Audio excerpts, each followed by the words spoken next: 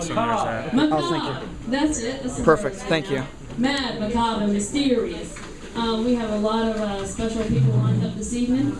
Bob Mudd is here with Mud, and he can make you into a ghoul if you wish to be ghoulish. So make sure you get your ghoul on over here with Bob Mudd. Scott Vanya will be videotaping the session tonight, and those DVDs will be available for $5 a piece. And all you do is give Scott your $5, put your address in an envelope at this table, and he will put the DVD in a sleeve, the sleeve in the envelope, and mail it to you when it is done. And that will be by the end of the week. Right, Scott? Yeah. This is Scott. I'll be mailing them out by the end of the week. He'll mail them out by the end of the week. Give me 7 days. $5, give Scott your money. Yeah, 7 Make days. sure you pay him. And what else is going on? Red King 44 has donated. We're not donating. We bought some stickers from Red King 44, so I want to give him props. They're very cute and adorable, and therefore our special feature guest who will be here later, Edgar, who's doing Edgar Pug. Edgar Pace does Edgar Pug. It's going to be a great ending to the wind-up. Yes? We're also streaming live to the internet right now. We're streaming live to the internet right now. That is the video camera. No, just audio, not video. So Oh, I haven't got worked out, but audio from that laptop. Okay. Yeah, So just the audio just audio. Yeah. is streaming live. Are we being videoed also? You are being videoed. And that is the camera. This is the camera. That is, hello camera. Be cognizant of where the camera is, so don't stand there while someone's reading. Keep that in mind. And we're getting, this is only the second day of the festival. There are 2 more days. Yeah. Woo! Pacing ourselves. All right, Scott, are we filming? Are we ready, Scott? Mark, set, go. You ready? Yeah, we're going. We're going? Yeah, we're going. Fabulous. 5 minutes. I am the supernatural Susanna. I'm your host this evening. We're not going to go too far into too much darkness. We're just going to have a lot of fun. But I want to open it up with Rod Stryker here from San Antonio of the Sun Poet Society. He's got a lot of accolades he can tell you if he wants. If he prefers not to, we're skipping that. We're skipping that because we're just mad. So, anyway, we had Stryker sessions today, which turned into therapy sessions. That's what they are. When you begin delving into the darkness, sometimes all that becomes transmuted, the word of the week, where you take the venomous extract and make something lovely from it. So we're going to transmute the poisons of our past and the poisons of our passions, and we're going to make something lovely. Come to the stage with us. Come closer. And he wrote a poem that was so good and so dark at the end, all I could do was laugh. So, anyway, tell us what was your favorite part of the session, Greg? What I enjoyed was the fact that there were so many people who showed up for the session. That's what I enjoyed. And that I was able to help so many people. It's important, like I said back during the workshop, it's important that we connect with both the light and dark side, we as poets and writers, so that we're able to be able to write in a more healthy format. Whether those topics are dark or light, we're prepared, we're ready to embrace them, whatever they may be, so that we can be better at our craft. It's important. Now, what's interesting, I guess I needed to say this, because it came out kind of like, well, diarrhea. It just, there it was. You can figure out who it's about. She ruled my brain and infected the innocence of my children for many years. I let her. She told my children that Daddy was a bad person. He was no good. And being their mother, they believed her. I let her. She forced my oldest on me, threatening to send him to Boysville if I didn't take him in. Manipulated him mentally and emotionally, abused him into believing he was a bad person. I let her. She convinced my younger son I was letting my new wife tell me not to see them, that it was her fault that they couldn't spend time with me. I let her. The bitch's borderline personality disorder caused her to physically abuse my older child after he moved back in with her, demonizing me for it. I let her. I dream, ache, salivate from both corners of my mouth, imagining the act of wringing the life from this Satan who is my ex-wife. Demon slut who uses and abuses to get only what she wants. I let her no longer. Hope with every fiber of my being that she will get hit by a bus, ingest poison that causes her to slowly die in pure, agonizing pain, fantasize about her no longer being a waste of human flesh, taking the very air this earth desperately needs, pouring her toxic waste of manipulation and hate on everyone and anyone she comes in contact with. I live for the day when she instead takes a dirt bath, swims with the fishes, is fitted for cement shoes, pushes up the daisies that die because of her noxious decaying bones, and I let her. Woo! Hey, yeah! Yeah. Mike, you have another darkie? I do. Dark coin, that is. Yes. Yes. This one is in my my current book, Lucid Affairs. I encourage you to get a copy tonight if you get a chance. Please, by all means, get a copy of my book. It's only $15, and I do take credit cards. This one is called Sex and Violence. It was inspired by a song by Amanda Ghost, and the quote says, "And I'm drowning, so come inside. Welcome to my filthy mind. I love the way you touch me there, caressing and stroking just right. More killing in Palestine and Israel today. The president calls for peace talks once again, but no one's really listening, getting me all hot and bothered till I'm bursting at the seams. A mother drowns her 5 children today. She blames depression, postpartum neurosis, and anything else but herself. The 7-year-old son, the oldest, found his brothers and sisters wet and dead in the bedroom. His mother chased him throughout the house, and he almost escaped. His begging, pleading with his mother not to kill, was soon muffled by the tub full of water she forced him into. Dancing tongues between lips on necks and other nether regions makes our engines roar and our hearts race towards a mutual orgasm. Protesters who seek change across the globe are summarily beaten, killed for speaking against the World Trade Organization, the U.S. government, hatred, disease, famine, the ozone, and we're almost on the verge of another climax, just about to reach that apex we all love to attain. And terrorists hijack 4 planes, 3 crash into the World Trade Center and the Pentagon, the 4th crashes in Pennsylvania, a thwarted attempt to destroy more populated areas. The nation mourns. We hold on. Don't want this feeling to end too soon. You're a hot mama and deserve to be teased and spanked.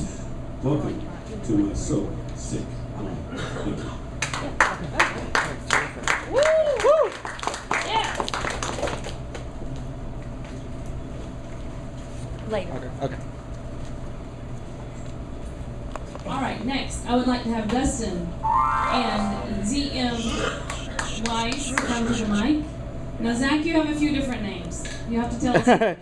He's like Tom. He's got a lot of aliases. It's ZM Wise. ZM Wise and Dustin Pickering, and they're of Arbinger Asylum. They just completed their first anthology collection, which is available for purchase. I'm gonna let them tell you about that. And where's a copy of Arbinger Asylum? Do you have that? Swank.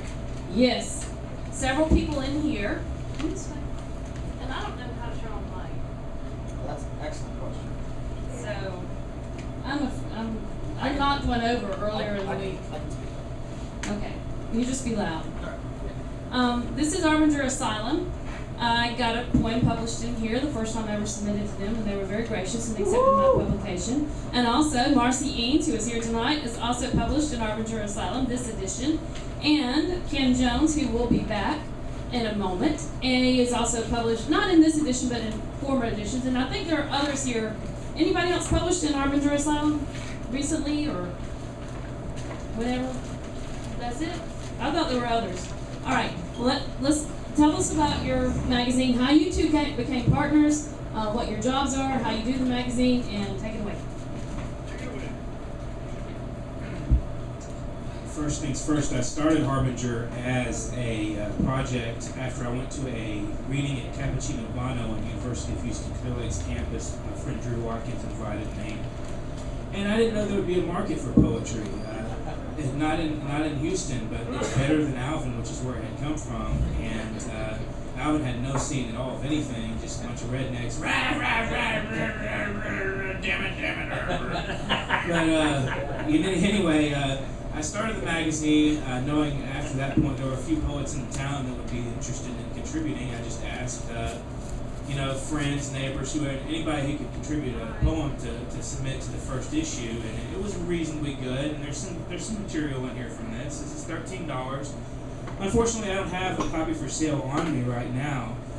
This is the last copy, and this belongs to Susan. But I'm going to read a poem from this, just in case you would like to kind of get an idea of what we do. And this is a little bit of a long poem, but it's really good. And this is the first time ever I have read this poem in public, and it's deeply personal. It's about a trip I took to Mississippi to visit family, and this was prior to the breakdown of said family after somebody did something they shouldn't have done and wound up in prison. And I'm not going to talk about that, but it's very implied in here. It's written in, I believe, 3 parts. It's called One Mad Mississippi. Part the first. Truth is, I could care less. I don't need a love interest. Only a break in solitude, something taxing my strength, a finitude. Oh, night, beckon to me sadly. My ear is in need of music. A suicidal desperation on my lips. Tonight I sing quietly for myself. The whispers behind me now trammel the world. The rumors are true. Don't let it be stated directly.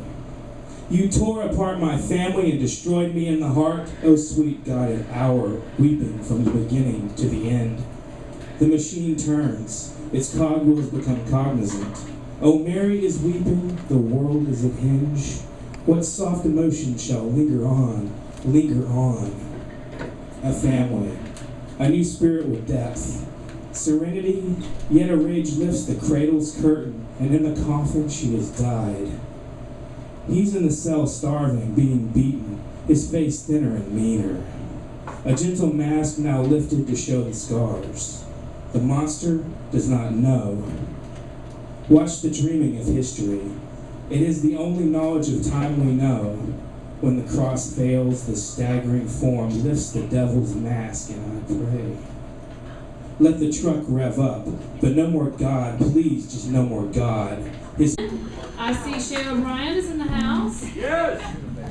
Kelly Ellis, not here still, but we're carrying on, and I hope you got your breakfast ordered, and gave Scott sitting outside. He'll take your $5 to have your DVD mailed to you. Fill out your envelope with your address. $2 for endless coffee all night, and for only $8 you can have a full English breakfast. And I hope you got your order in for that, because after Edgar Pace performs, we're all going to have a nice breakfast and open up the mic. Sam?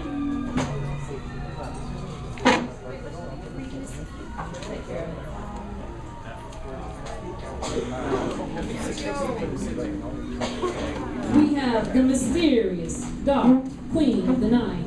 Again, this is an AIPF event, the mad, macabre, and mysterious. And I am your hostess this evening, Supernatural Susanna. I wanted to be sinister, Suzanne, but somebody said they didn't like you being sinister. And said, well, okay, Supernatural. So Super Sue, for short. And I'll turn it over to the Queen of the Night.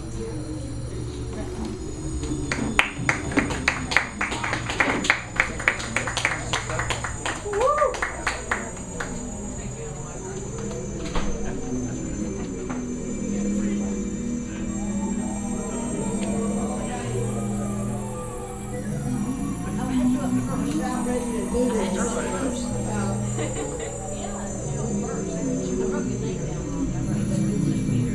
isn't it? But it'll be Yeah, well, that's the housewife's tea party.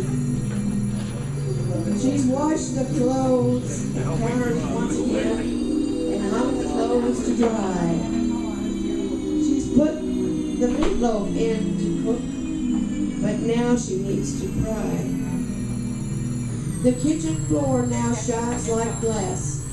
She's baked the apple pie. The bathroom is all spotless too, but now she'd like to die. For what of kitchens, pots, and pans, when all else is a lie? And what of cleanliness, when all one wants to do is cry? To see a face in floors that shine, with eyes red rimmed from tears, is not the small thing that it was, as days turn into years. To break the boredom of her life, the way things seem to be, she's called a very special friend to come and have some tea. He said he's going to get one. The iron tablecloth lays on the table set for tea. She sets out all the snacks she's baked and says, "Please join me for a cup of hemlock, if you please. Some sugar laced with lye. A piece of pie with poison sweet to help the time go by." And she says these words to death so sweetly as she folds her napkin once more neatly. "Won't you have some as I have mine? We'll share the treats discreetly, and when our tea is over, then my tears will end completely."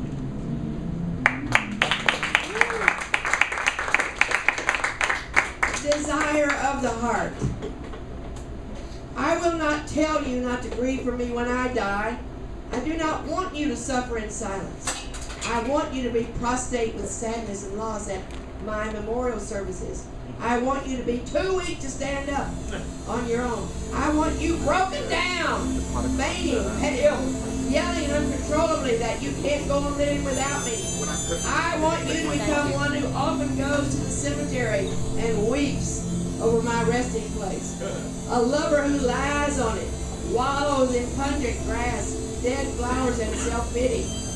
One who becomes a ghost himself, who only hears the Russian Easter chorus or some enchanted evening when others speak because words cannot comfort you. Then, after you're quieted down, when no one else is looking, when all is silent around you, I want you to let one tear fall onto my grave to warm my cold dead heart and wash your sins away. A lot of women tell me they want that done at their funeral.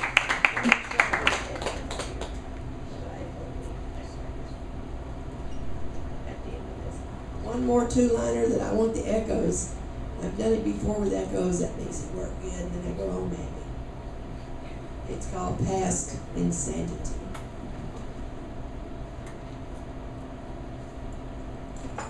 Bob is setting his machine. Past insanity. When you are restless in the night, you'll know that I am near. For as the vapors shroud the dawn, to you I shall appear. A crazy genie of your mind, for which no cure be had. When you touch me, I'll disappear. Then you'll know that you are mad.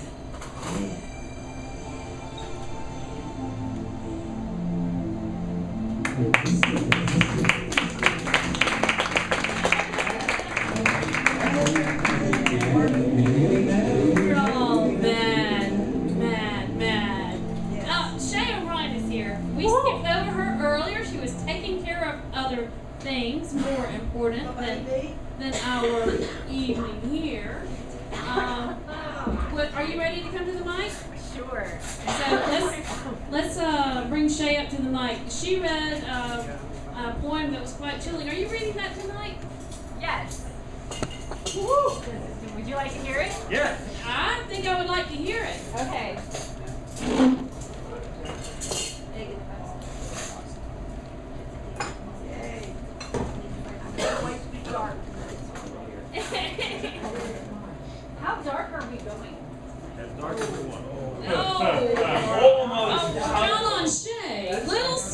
Anyways, Shay could use the baby as a prop for an abortion poem. I just don't know. I mean, that's pretty dark itself.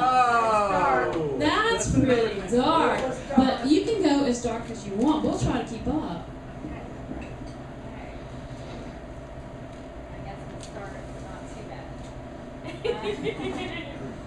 I'll lead you in.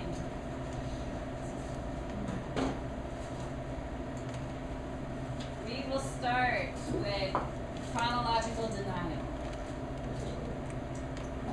In 3 days, you'll get home, and I'll ask you how it was, and you'll lie and say you missed me, and I'll act like I believe it, and you'll kiss me with her lips still on yours, and I'll smell her cheap perfume on your breath, and you'll try to make me like her in bed, and I'll try to make you love me one more time, and you'll pretend it was as good as our first time, and I'll pray that tomorrow it will be, and you'll wake up in the morning and pack again, and I'll believe that it's for another trip, and you'll lock the door behind you, and I'll cry into my pillow. Where is it, Alice? Got in the car. Oh, sure, done right. We're not in my bullets. I'll fill everything. This is like profanity, okay, right? Yes, that would be the word I was looking for. I'm down to hear the word. Oh, my fucking Go right ears. ahead. You want it? There's ice cream. There's one. Oh, cool.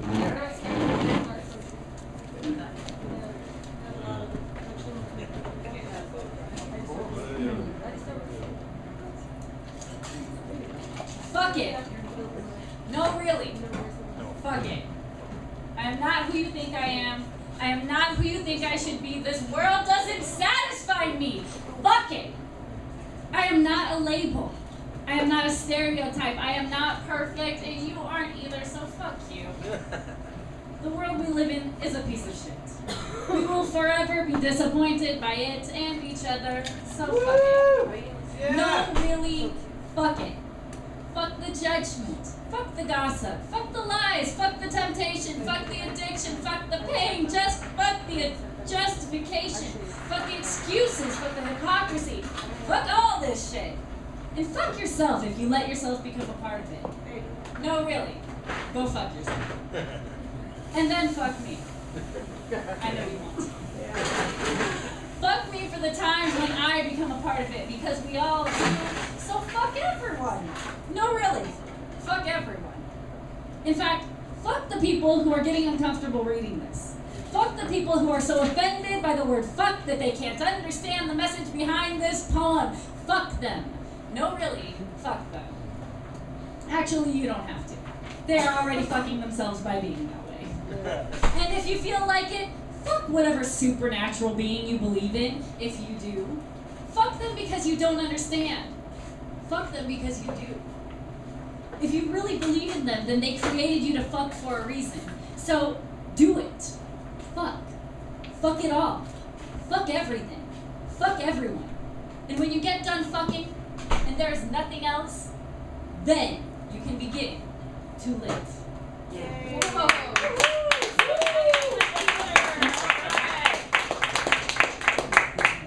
So thin.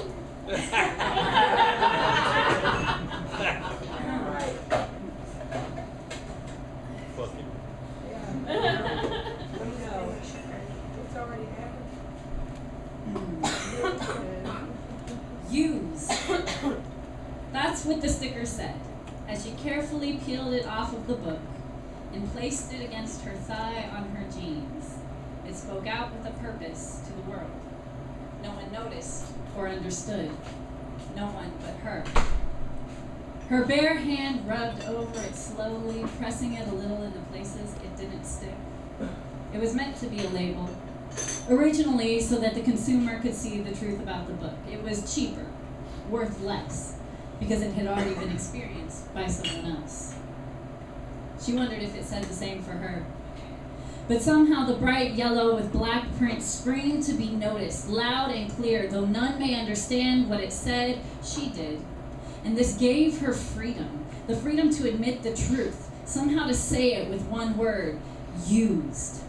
She would scream it loud and clear with defiance and pride, even if she could not open her mouth. Even then, one word pressed against her thigh said it all. She didn't have to.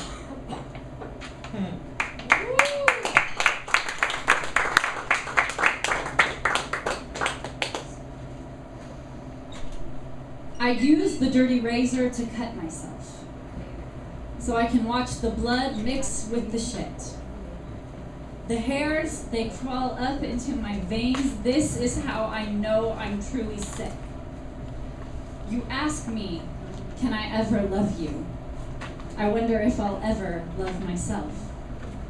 Some days I just want to cut deeper and put this life of mine up on the shelf. Watch the blood run down these empty hands. Fuck you if you say you ever knew me. You cannot know something that's not here.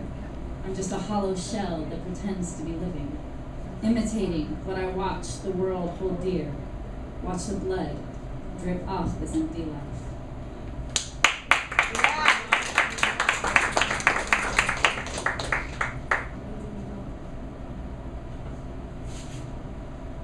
And for my sinister friend, which I don't think is a bad thing. Not necessarily. This is called Scribbled Conscience on Abortion Clinic Letterhead. I do not hate children. The judgment lingering on some naysayer's breath dissipates as it reaches my ear, too full yet of sorrow, anguish. With each appointment, I speak feathered whispers against frail skin. She loves you. She loves you not. Let the debate not weigh upon your tiny heart. You may not live long enough for cuddles and kisses, sonnets and vows. The last hands, the only hands to ever hold you will be mine. But dear child, know I cradle you in the nook of my heartbeat, even as you lose yours. For if your lungs had ever begun to breathe, they would be filled only with distress of past regrets, failed promises, empty dreams. A heaviness too great to place on infants' shoulders. I do not hate children. Though the Pharisees may cast me down, the question begs, do they not deserve heaven without enduring hell first? So gently, I will perform the task, condemning myself with each sterile scrape of a tool made to end life, against a body begging not to make life, as I solemnly hold in my hands life. God might say I am saving life, or maybe not. But I pray we change the world into one worthy of life before forcing one to exist here.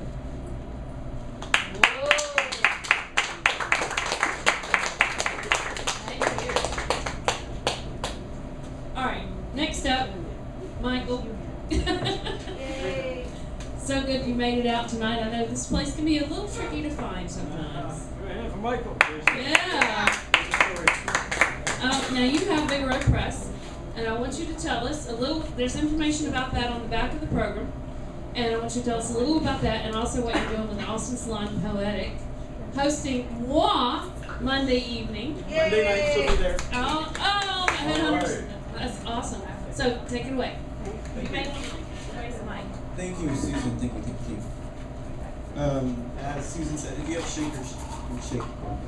As Susan said, I know it's going to be like light and coffee, not dark. I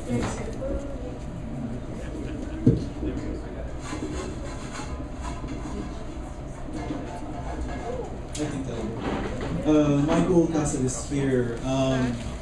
As Susan was saying, I have a mighty an open mic fine. venue that goes on for Hi, poets in sir. the Austin area and anyone who's interested in attending. You look It good. happens downtown at Headhunters, formerly Hollywood Lace on the corner of 8th in Red River. So that happens Monday nights, every first and third Monday. We previously featured Barbara just this past first Monday, Right. April 1st. It was well, he did. Anyways, okay. So but like Susan will be there as well as Chuck Taylor. He'll be featuring, and then the week after that we're gonna have Mike D. He's gonna be featuring Ronnie Garza, and we're also gonna have and Stephanie Morrissey's also gonna be featuring on that, and then after that we're also gonna have Udine Silva is gonna be featuring. So we just have a bunch of poets going through. So if anyone's interested, you can check out some information on that at facebook.com/Austin Salon Poetic. So that's what that is all about. Anyways, okay, and then Virgo Gray Press is just like an indie press I'm kind of running. So I don't need to say any more about that. But I wanted to read a couple of poems tonight from a story poem I kind of wrote a long time ago. Well, I didn't kind of, I did. It's called The Winter King. This is actually from Shadow Orchard Press. That's different publishing. The Winter King is, let me just read it. It's basically a story poem. It's kind of a prose poem. So it has chapters of different types of poems. This is the prologue. I stared blankly through an open window, whispering words only my mind heard. The warm winter, like a phantom, called for the season's cool, chill breath, but sunlight came instead. Sunshine's essence moved mirthfully over the land, and stalks of barren branches and the gilt green grass gathered in reverie of the ghosts of spring. To the grass and branches, I could only wish serendipitous pity to sprinkle sympathy on them. Soon, the cold would return and rid these peasants of the warmth of noon. Even the humble bugs garnered shells for themselves and took lodgings to prepare for the thunder to come. The mites lodged in my mind. They felt home they could find in the recesses of my thought. The remote matter winter had not marked. But from these insects I departed and pushed each parasite onto the windowsill. Ill intent, said I, speaking of these bugs bathing in the sunlight. With ill intent, said I, speaking of thoughts residing in my mind. My teeth tapped nervously when I turned from the window and walked to the wall where my hopes were painted, and a whitewashed pall of alabaster strings and curtains. The wall, wet with tears, slept, held banners and blankets.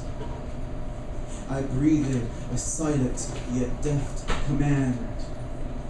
White walls, open your gauze and your drapery. Thy shelter shall support me. Each silk strand strung by pearls and strips of lace raced slowly at a sloth-stricken pace till the veils vanish and vacancy I found, a room smelling of candles and incense. Two solitary flames hovered in the void. Incense smoke swirled and danced like thin cotton snakes amorphously slithering around the luminous fire. In the darkness, I felt his presence, like the hum of life which pulses in electricity, or the igniting spark that climbs mountain clouds. His feet never touched the ground. He floated, an old friend, the last of a dying kind, whose presence did not bother me, but whose faith had now gone blind. Placed within fresh wires and cords, his old soul glinted like an aged spinster's new-weathered tempered webs. In his eyes, a place loomed where black space took residence, an old aperture, the hollow rest where stars once nest, now a twinkle. They blipped in repetition. The wires ate his mind long ago. He spoke like static scenes from a voice vibrating tenderously, the machine that whirred within. Tell me, Lord me, the things that haunt your recent memory. Are they sad? Are they bad? Are they that stripped you of longevity? To his questions I had answers, but a response I hesitated to give, for my words choked in my throat like guilt tripping on tears. I had not cared to share my peril, but my heart played a discordant tune, and when I looked into his eyes, I saw the land as the sun sets. I saw the stars or empty space, and I longed to fill that gaping hole with a tale of hope my heart had sold to the sanctuaries of silence. This voyage is blue, incarnate blue. Every figure, every face, pale and blue. Every smile, every space, cold and blue.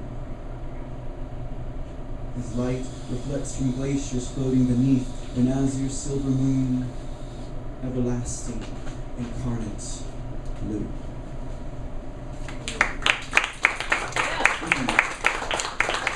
The Winter Queen, it's a metaphysical, metaphorical journey within the universes. I guess I'll read one more from here, because they're a little goofy.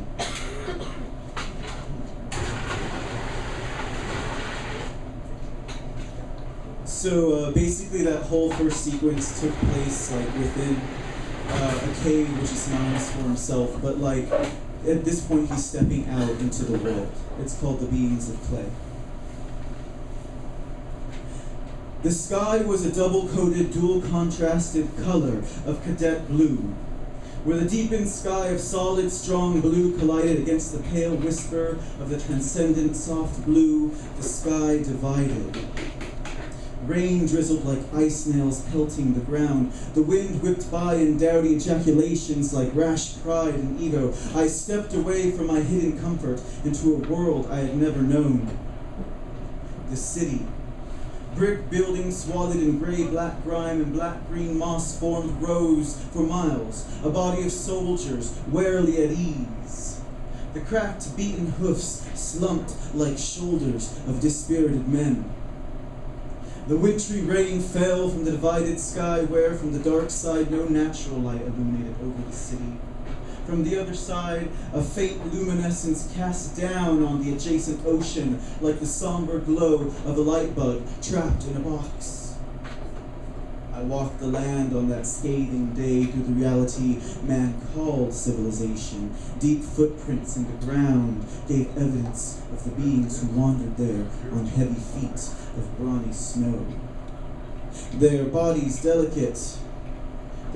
delicate clay of sheet-like rock, were unlike my own. I walked among the beings of clay who sauntered and moved the same way. They spoke as with instruction like programs in a vision. They chattered on about their single, unanimous decision. In raucous fits of laughter while enlightening one another, the sheet-white beings of clay consumed the population, and I realized they were a nation of one indifferent way. I cared not to be with these atrocious beings of stringent apathy and lost wise ways of self-disintegration. I cared not for these beings of stone who pelt the earth with rudimentary stipulation. And to the dour thought of the molder's mistake, the craftsman's folly in his craft, these beings of clay crumbled like the vases of vanity when shattered by truth. They are all the same, my head hollered, but flies began to accumulate, and not wanting the insects to carry my words away, I stifled the voice in my head and walked by swiftly, a sheen of blue winnowing from my stride. I looked to the black waters where the sundered sky beheld its severed reflection. I looked away from the beings of clay, away from the beaten buildings rarely holding dismay, away from the saddened ice that cried and fell like rain as I gazed across the surf. Lines of clay people formed in trios of three along the shoreline. They plunged into the murky graves, becoming mud instead of dust. Thick tar water swallowed the sentient clay like black holes absorbed light, and a shroud arose floating mercurially on the ground. It wafted to me, a man of shadow. The silhouette erect, without features, without face, stood as if to share my presence and mourn the clay-like countenance that crumbled and melted away. The shadow man, though, bewildered me. Then the creature sculpted a mirror from the air. Like magic, it was suddenly conjured there, and I gazed at the glassy surface, awaiting a message to shape across its silver screen, but nothing was there, and nothing came. Had the shadow's haze masked the mirror? I stared confounded at the spectral form and the hollow snare he held in hand. I gazed into the looking glass and its confusion, its confusing empty glare, but nothing was there and nothing came. I searched for my reflection. I searched for my mirror image, which should have been on the glass reflective surface, but nothing was there. In the wind's docile hum, what I saw was the land of boundless hills, and the tundra's black touch of stalactite ice and frozen clouds that hung like nails forged to impale upon me the factitious truth. The rainy days of the past that cast gloom on the hope of the land, the torn faces of old friends that bled through bare, jagged bone, the relentless pain that pierced like needles in the mind. The gifts of shadow and despair then rose in fits like a moribund nightmare of squalls and torrent, dragging me like currents, pulling boats to sea, but the ocean I saw bore no epiphanies, only the vacant truth of a man not there.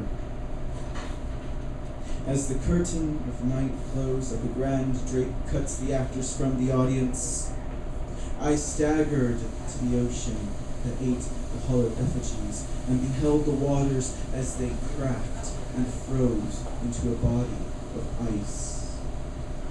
The liquid solidified to a shimmering horizon, a muted plain that held stiffly as my foot fell on its face.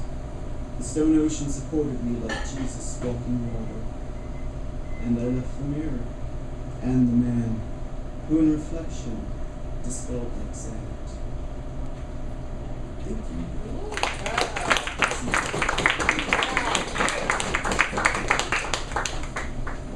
You know, it's beautiful and dark.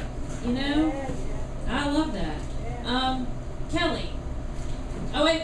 I'm sorry, Kelly. Wait, before Kelly, I promised Scott that he could come up whenever he was ready. He gets moved by the Spirit, and he is our tech guy tonight. He's doing us a huge favor. We're streaming live, and we have video going. You can buy the DVD for only $5. Fill out an envelope. Give Scott your $5. And here's Scott.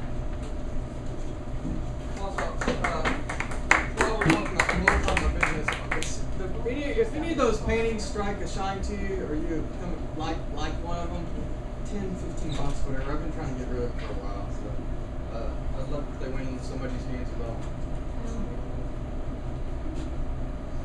Poetry is music, so I'm going to do some music and try to talk at the same time. It's sort of a new initiative I started. Let's see how it goes. Oh, while speaking of initiative, we're streaming on a place called Open Mics. M-I-C-S, Austin.wordpress.com. And I started this and intend to go around all the different open mics in town and stream live. So what is in this city goes beyond this city, because I don't know about y'all, but I can't contain myself anymore. So I've got to go somewhere.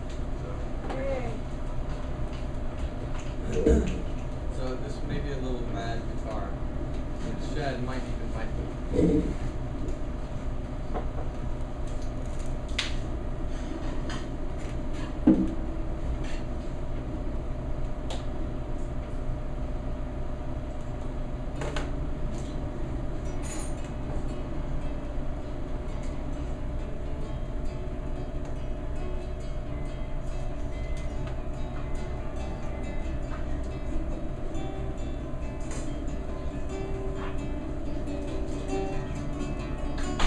I know things can get really hard.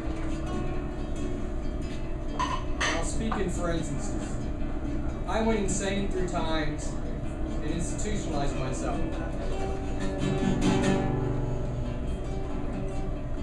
I recently got let go of a job about a year ago, was offered money by the state, said, I don't want that. I want to be free. I want to do what's right for me when I want to do it.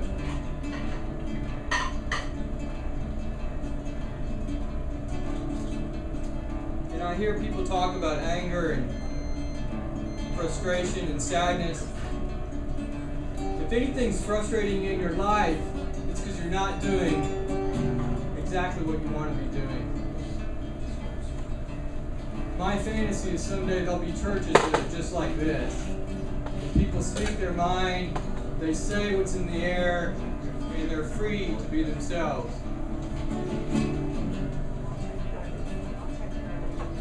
I've felt lonely. I know there's a blackness in me,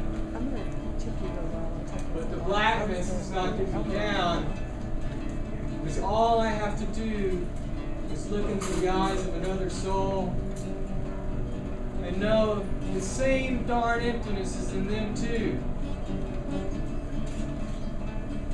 Everybody's got it in them. Everybody's got that empty, lonely, black hole place inside their chest. And the really cool thing about life is this is where we get to meet.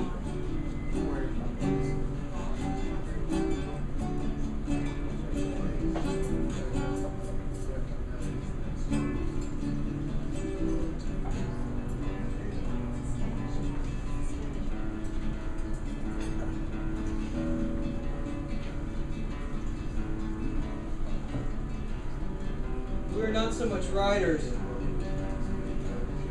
as we are written upon.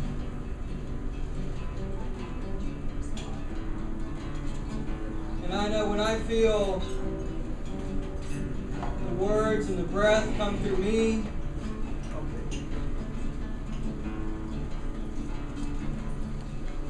and when I sit outside and inside a cafe, I hear words go through other people. The loneliness sort of slips away. I mean, what better place can you imagine than being in the arms of somebody else? A crowd full of people. I'm always in awe that anybody ever feels loneliness.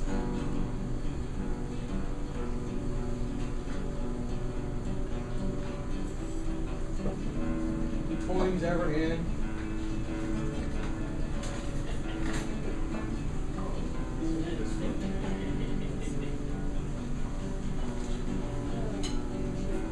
Sometimes you can be in your car at a stoplight and you're waiting for it. And to me, it's one of the funniest things in the world that the shortest thing in the whole universe, the most instantaneous thing in the whole world, is waiting. Because once you're actually doing it, you're not doing it anymore.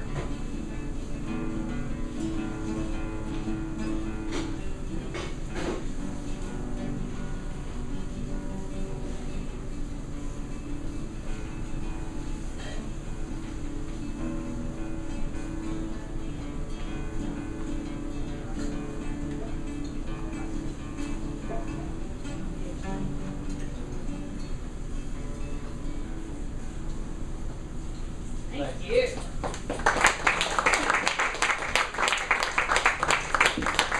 Let's stop Vanya. Kelly, come on up for us. You got a couple of good pieces for us? All right. I'm eager to get to Edgar Pace. After Kelly, we're going to go quickly to Tom, World Poet. Oh, I'm sorry. He's not here. It's Tom of Depth and Darkness after Kelly Ellis. And then Edgar Pace. Wait, after Kelly. After Kelly. Oh, I'm just a bit too. Ooh, he's not Tom of Depth and Darkness. You're not looking very depth or dark right now. White is a Chinese color for depth. White. That's right. All right, Kelly.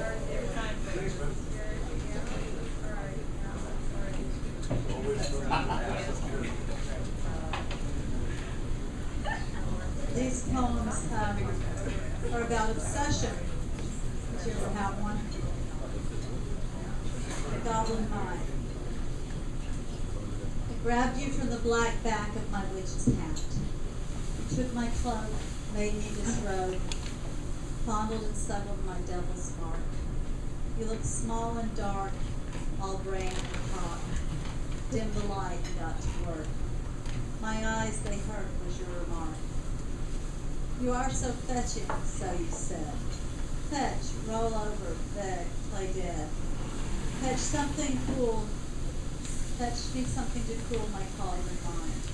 Something smooth to soothe my eyes, never resting, reddening all the time. Will I sicken, grow old, die, go blind? Fear buzzed you like a power line. Yes, yes, yes, and maybe. You can't sleep because you're crazy. Is that the comfort that you want? It's all I got. What about Milton? He was blind. He still could whelp those hounds of hell, that hot hole where they come and go. You're the master scholar, you should know. Fuck Milton, you said, he's overrated. Hurry, help me get reinstated. Uncoil my psyche like a snake. The light, it hurts my eyes. Make haste and haze, my oh so harsh. My name resembles prison bars. I looked, and you'd grown up fast. Your face had grown a godhead mask. Who knew when I plucked you from out my hat that I could never put you back?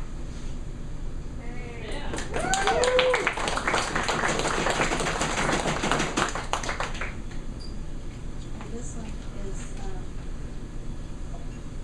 has also a reference to goblins in it, and they both refer to the poem Goblin Market, which is a poem about addiction and obsession. Going to the fair. Oh no, not another Nordic blonde, wide-eyed, the kind you like to let your sweet tooth on. Think you'll gnaw away at this soft one? Lovely fruit, not ripe to fall into your lap, lap you up, juices sweetening lascivious chin. She won't hobnob with goblin men. You can't taste her wares for a paltry penny. Spew your poison across her mind. Carve poems dark in ivory skin, not even with your phallic pen. You'll never stain her clean white sheets, sully the keepsakes that she keeps. Save the black heart. Save the black hole where your heart ought to be. She's happy and good, too good. Too good for you. Take it from me.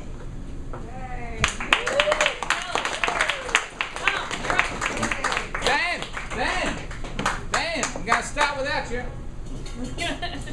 First time I died was in Yorkshire. Let me start. We were at the Wakefield Poetry Festival, and John Paul O'Neill was one of 8 poets. We were promised 40 quid plus train travel from London to do the show.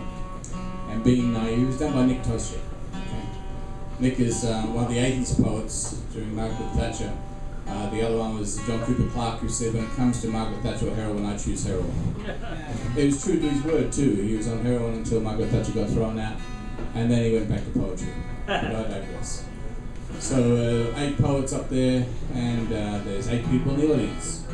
So he says, I can't meet the 40 quid. So he said, fuck it, you're a poet, we don't care. You know, we're here for poetry. So of course, life is a very, very small world. We get to sleep at the same place after the show.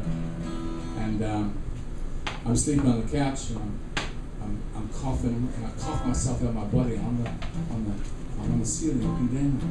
I see myself down there. And he's shitting himself because he thinks that he murdered me. He's worried about himself. And I just died, left my body looking down at myself there. And that's why ain't nothing in this world can make me afraid anymore at all. When you die once, you can do it again. Another time, friends, medicinal, they give me the green, they say, you've been so ill, Tom, just take this green stuff, it'll cure you. But I coughed myself out my body again. There I am looking at my skin. I realised, man, this medicine stuff, it ain't for me. And there she was, married to a friend of mine, and she's on heroin, and she says to me, Tom, take some of this, it's free. And I say, look, I'm happier than you, can't you see?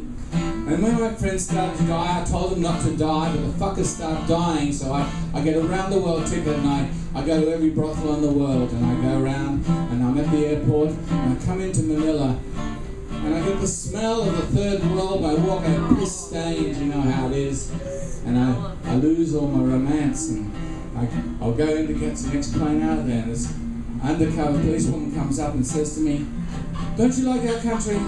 I said, "Look, I grew up in poverty, I know what it's like, and I cannot be reminded of the fact that all we're going to live with is the skin we're in, and even though we can't afford." She said, "Well, come with me tonight, and come out with the other police officers, and we will shout you a meal and show you how beautiful the Philippines are." Well, I'm a smart ass, aren't I? I think, okay, I've got my prayer card, I'll shout these people who aren't paid anything in the third world, I'll shout them a meal tonight.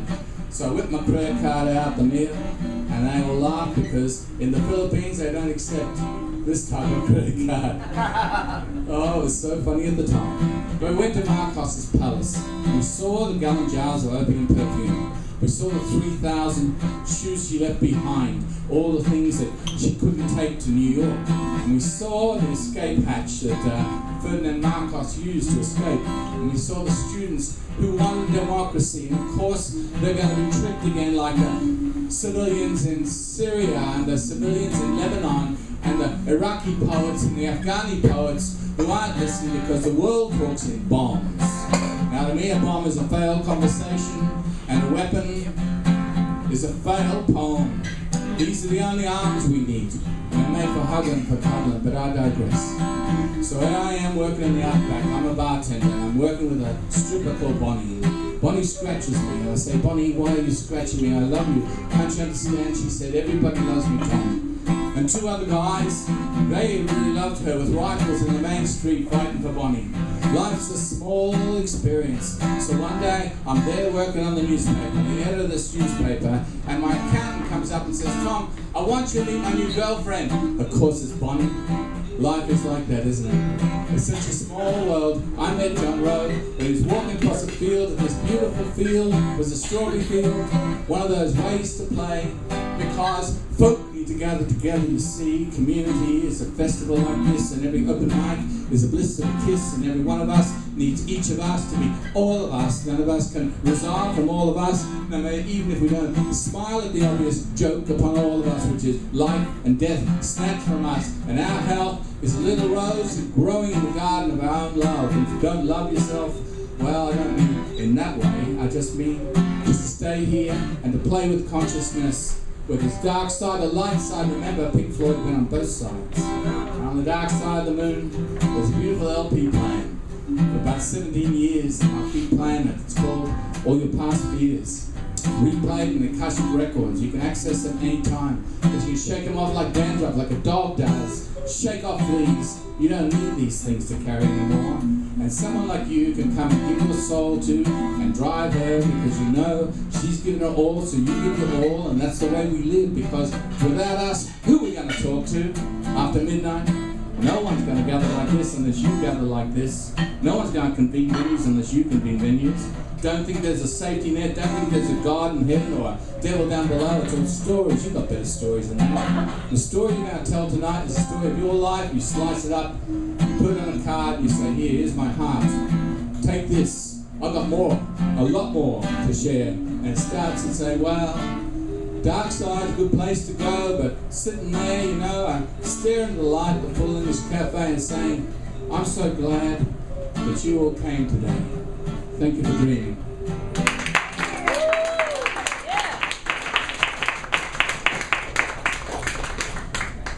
Thanks, Dan. Thanks, Paul. We're now moving to our very special feature this evening of two Edgars. Edgar Pays presents Edgar A. Poe.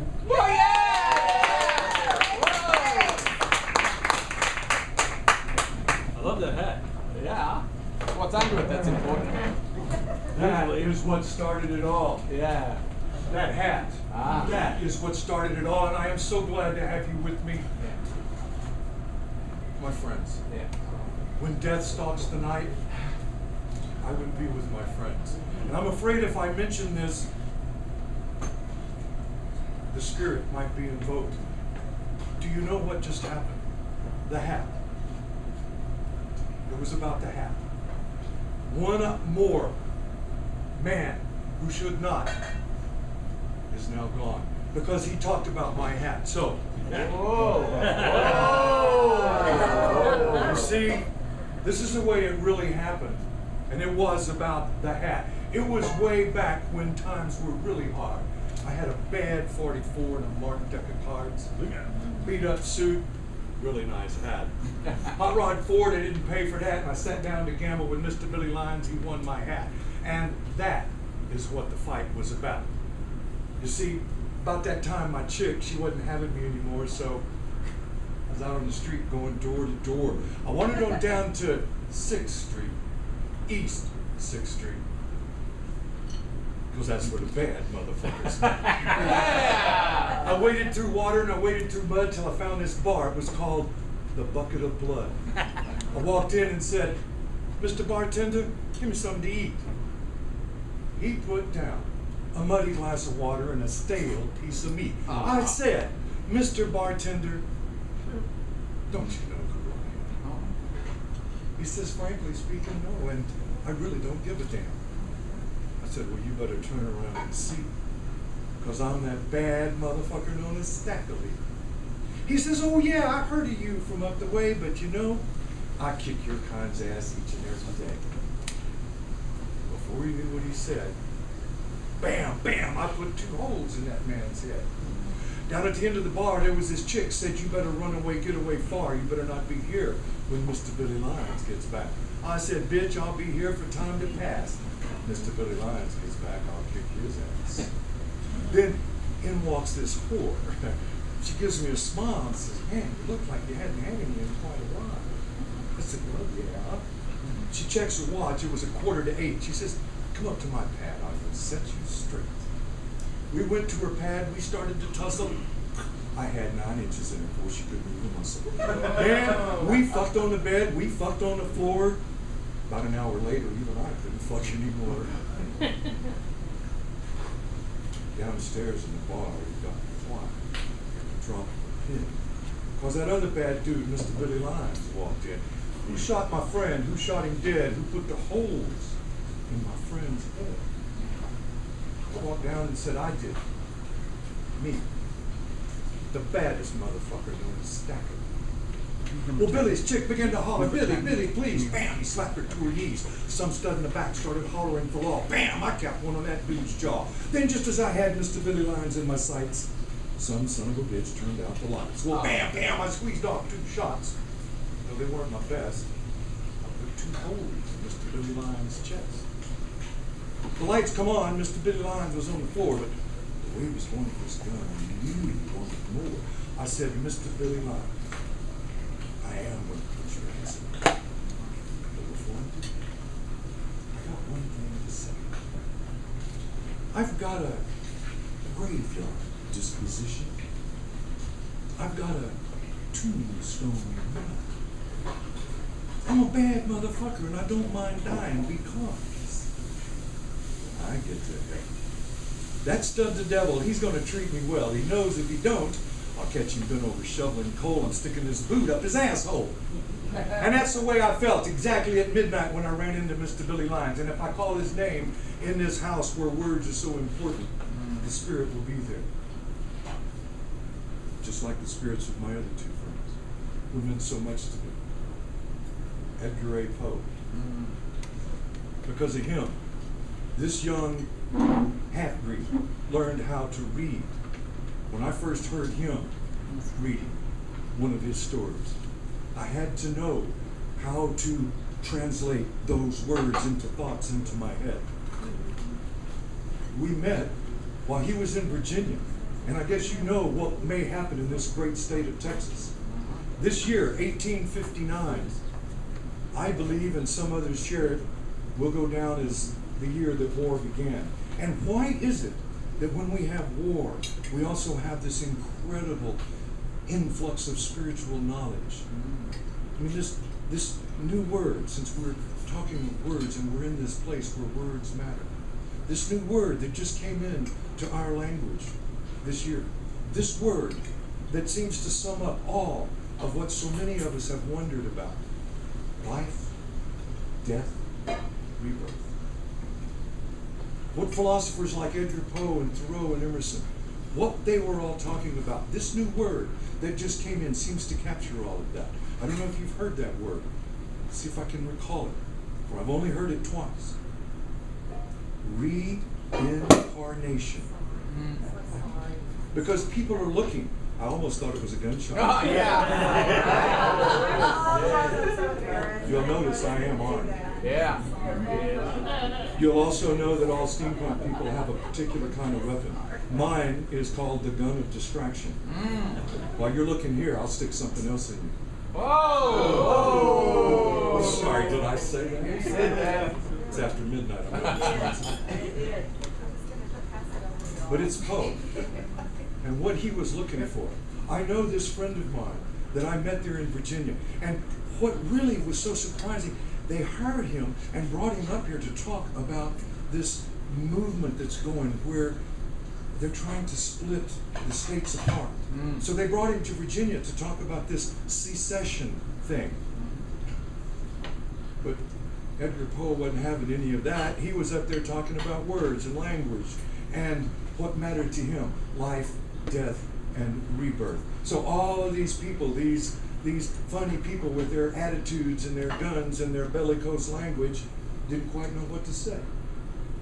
He came off the stage. I was standing at the back. I had guided some men across through the Badlands to get there.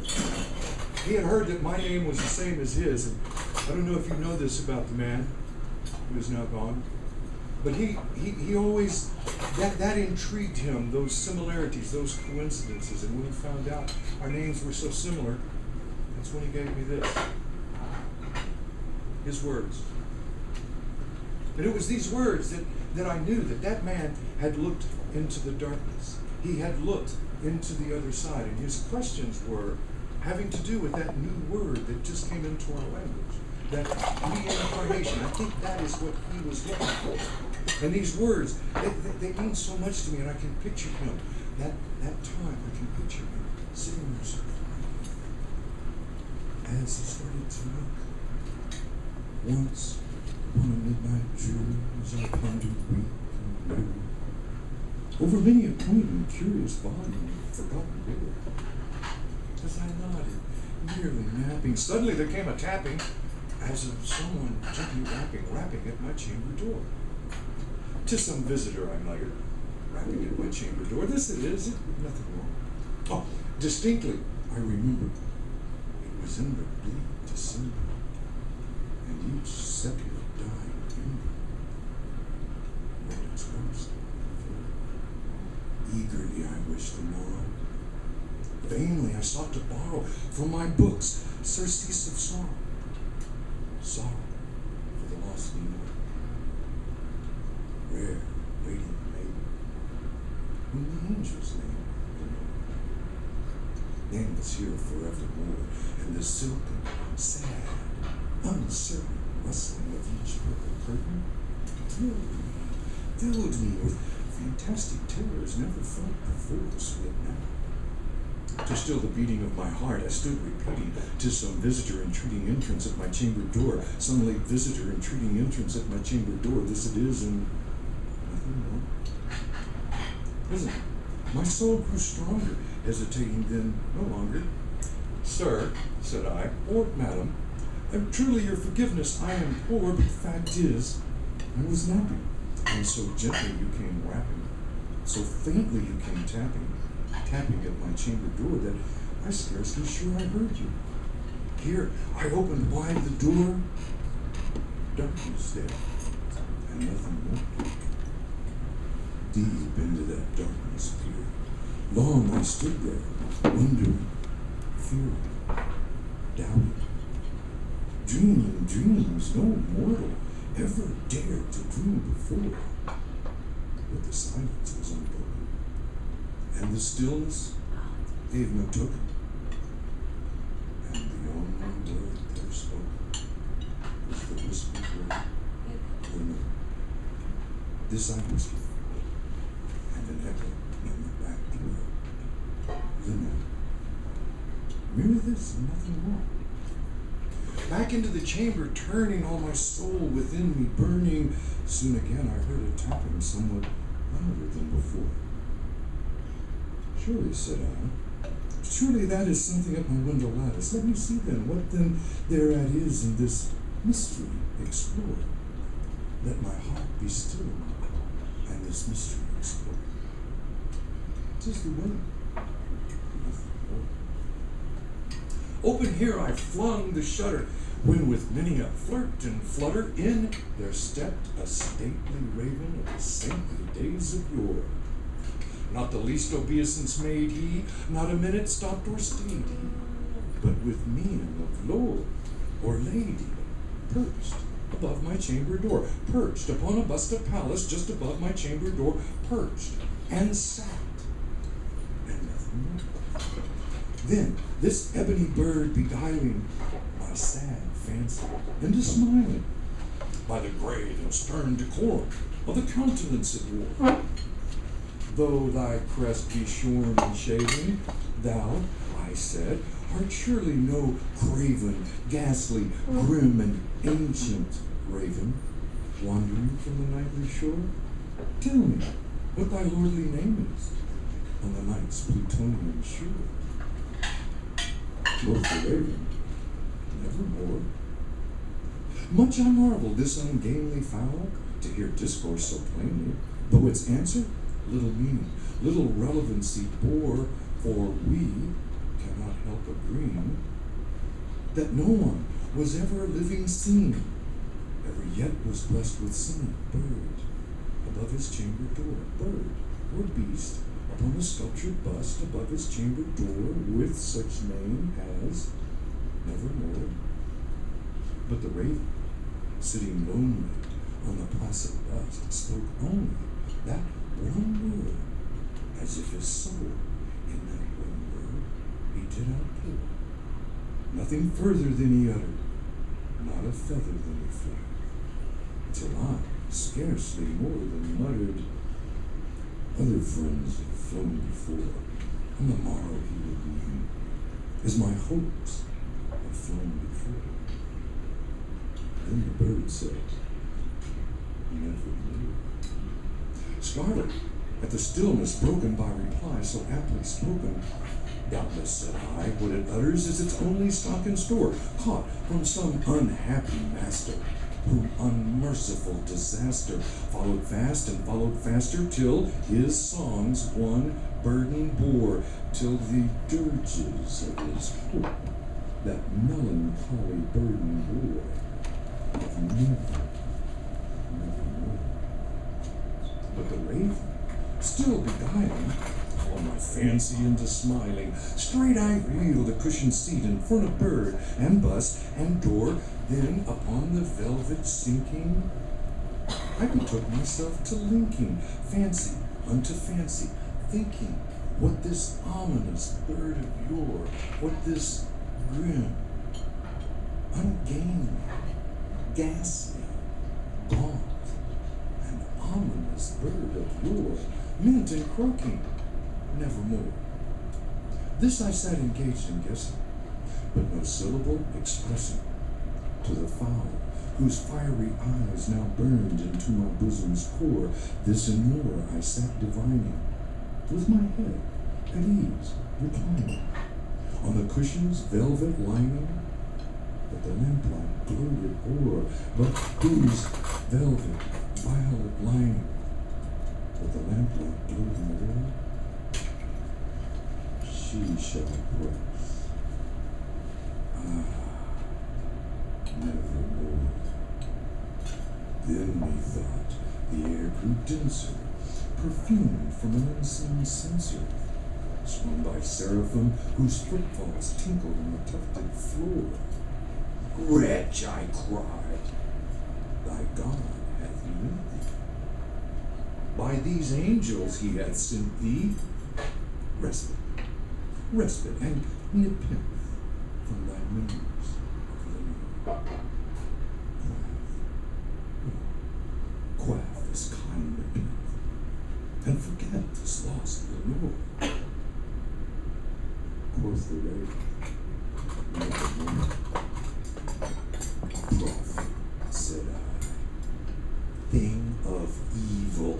prophet still, if bird or devil, whether tempter sent, or whether tempest tossed thee here ashore, desolate, yet all undaunted, on this desert land enchanted, on this home by horror haunted, tell me truly, I implore, is there balm in Gilead? Tell me, I implore. Quoth the raven, nevermore. Prophet, said I, thing of evil, prophet still, if bird or devil, by that heaven that beams above us, by that God we both adore, tell this soul with sorrow laden, if within the distant Aden it shall clasp a sainted maiden, whom the angels name Lenore, clasp a rare and radiant maiden, whom the angels name Lenore. Quoth the raven, nevermore. Be that word our sign in parting, bird or fiend, I shrieked upstarting, get thee back into the tempest, and the night's plutonian shore.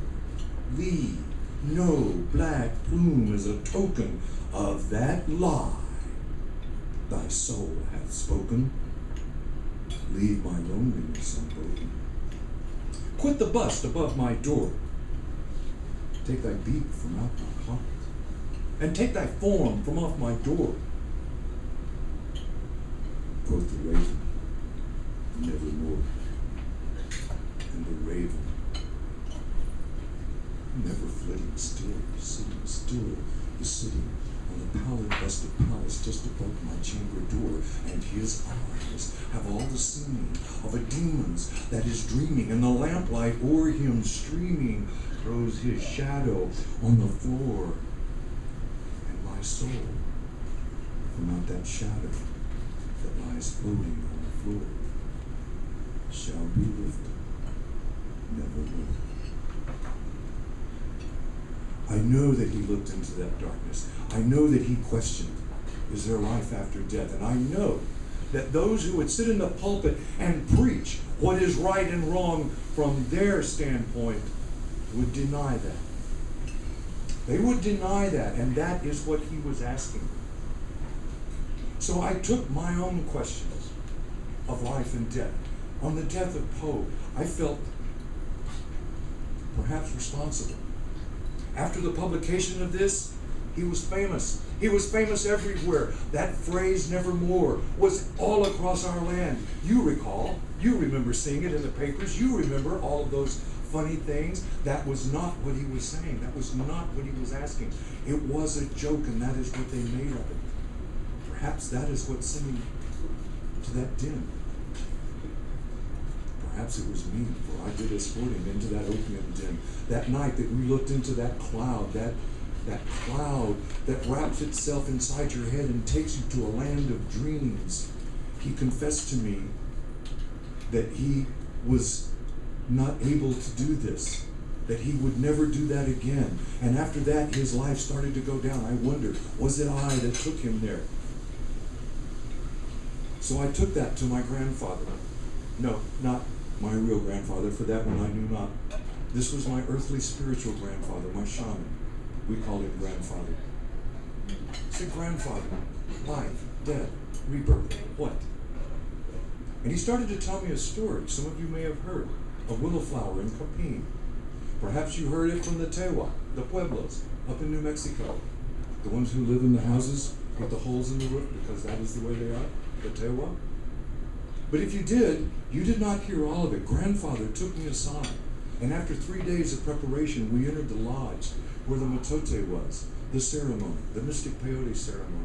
And there, after another 2 days, we saw the blue spirit come down from the smoke hole and spread itself out.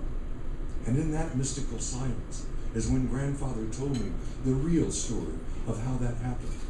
He said it was a time when the shaman, who was responsible for the souls of all of his people, he was responsible for showing them when they made the transition and crossed to the other side, into that darkness where we, the living, are afraid to peer. and only a shaman will look. Shaman said that the people had lost their way. And shaman, this old shaman, was looking for a way to save the souls of his people, for they had to make it to the starry sky, the river of stars, which is to those people where they will go. So he told me the real story. Some of this you may have heard, but not what he told me. Willowflower in Capine. Capine was a good hunter, a good man. Willowflower was beautiful, long black hair, beautiful brown eyes. But she was curious. She always wanted to know things. She was always going about on her whims and fancies and doing things. And no matter what, Capine would look at her and say, I love you, I will never leave you. Everyone knew when they became of age, when they were named and had their adult names, everyone knew that soon they would become together. But it took a long time, because every time Capine would say, I love you, I will never leave you, let's get married, let's make a home, Willowflower had some whim or fancy. She went off to study herbs. She went off to study with the medicine woman. She went off to help the sick. She went off to see what makes the sky blue and trees green. She never found the answer to that. Always Capine would say, I love you, I will never leave you. Shaman looked down and realized, he said, love is what will help the people. And he saw the love between those and decided to use that and to work with that. Eventually, Willowflower and Capine did get married. They became one and had a child. However, in that child bearing, Willowflower sickened and died. Capine was desolate. He could not be consoled. Why have you left me, he would say to her corpse, until Shaman pulled him away and said, in time, all things will work out, all things will manifest. This went on for one complete moon, until finally, Capine had started to make peace. He had to take care of his daughter who was born. One night, one dark night, when the stars were out and there was no moon to guide, he was out away from the village, and he saw off in the distance a faint blue light coming from a lodge. And he followed that light, for he also was curious and felt like there must be some spirit that was waiting for him in this lodge. When he got up there and looked in, he saw his beloved Willowflower. She was brushing her long, beautiful black hair. He rushed in. I thought you had left me. I thought you had left me in death. What is this? Why are you here? Willowflower turned and said, if you can stay here for one night, if you can spend the entire night, I will come back to you in the morning. Capine said, I will. I love you. I will never leave you. And so he sat down beside her. She finished brushing her hair, and then she walked over and laid down on her bed. And as she laid there, death started to move in upon her. Death started to take her body. Death started to rob her of the beautiful smell of woman and replace it with the smell of maggots and worms. Death started to rob the light from her eyes and turn her lovely black hair to white. And still Capine stayed until the smell and the sight of her desiccated body was more than he could handle. Just before the sun came up, he rushed out. And at that moment, the corpse of Willowflower raised up and became a specter, and she chased off after him. He ran, and the only place he could think of to solace was into the shaman's tent, his lodge. He went in. Shaman brought him into his embrace, into his mystic embrace, and said, I will teach you how to find your light body. That is the only way you will be able to escape from this specter which is chasing you. And while this specter raged and roared and shrieked and cried outside for the soul of Capine, inside, Shaman took Capine in and showed him how to become his light body. And at that point, lifted him through the smoke hole and showed him how to become one in the starry sky. Willowflower, at that point, burst into the lodge, and Shaman said, it is too late. Capine is now a star in the sky. He is in the starry sky. Willowflower says, I must be with him.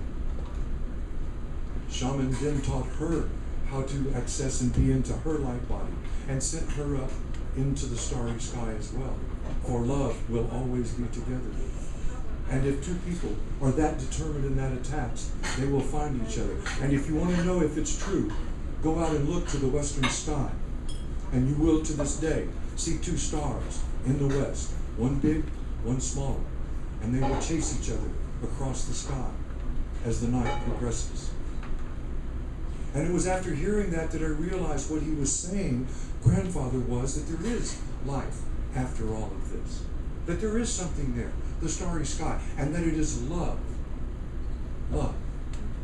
that will help us escape from this darkness, which otherwise can trap and hold the soul. And in that darkness, that abyss, there is no escape. There is only coming back.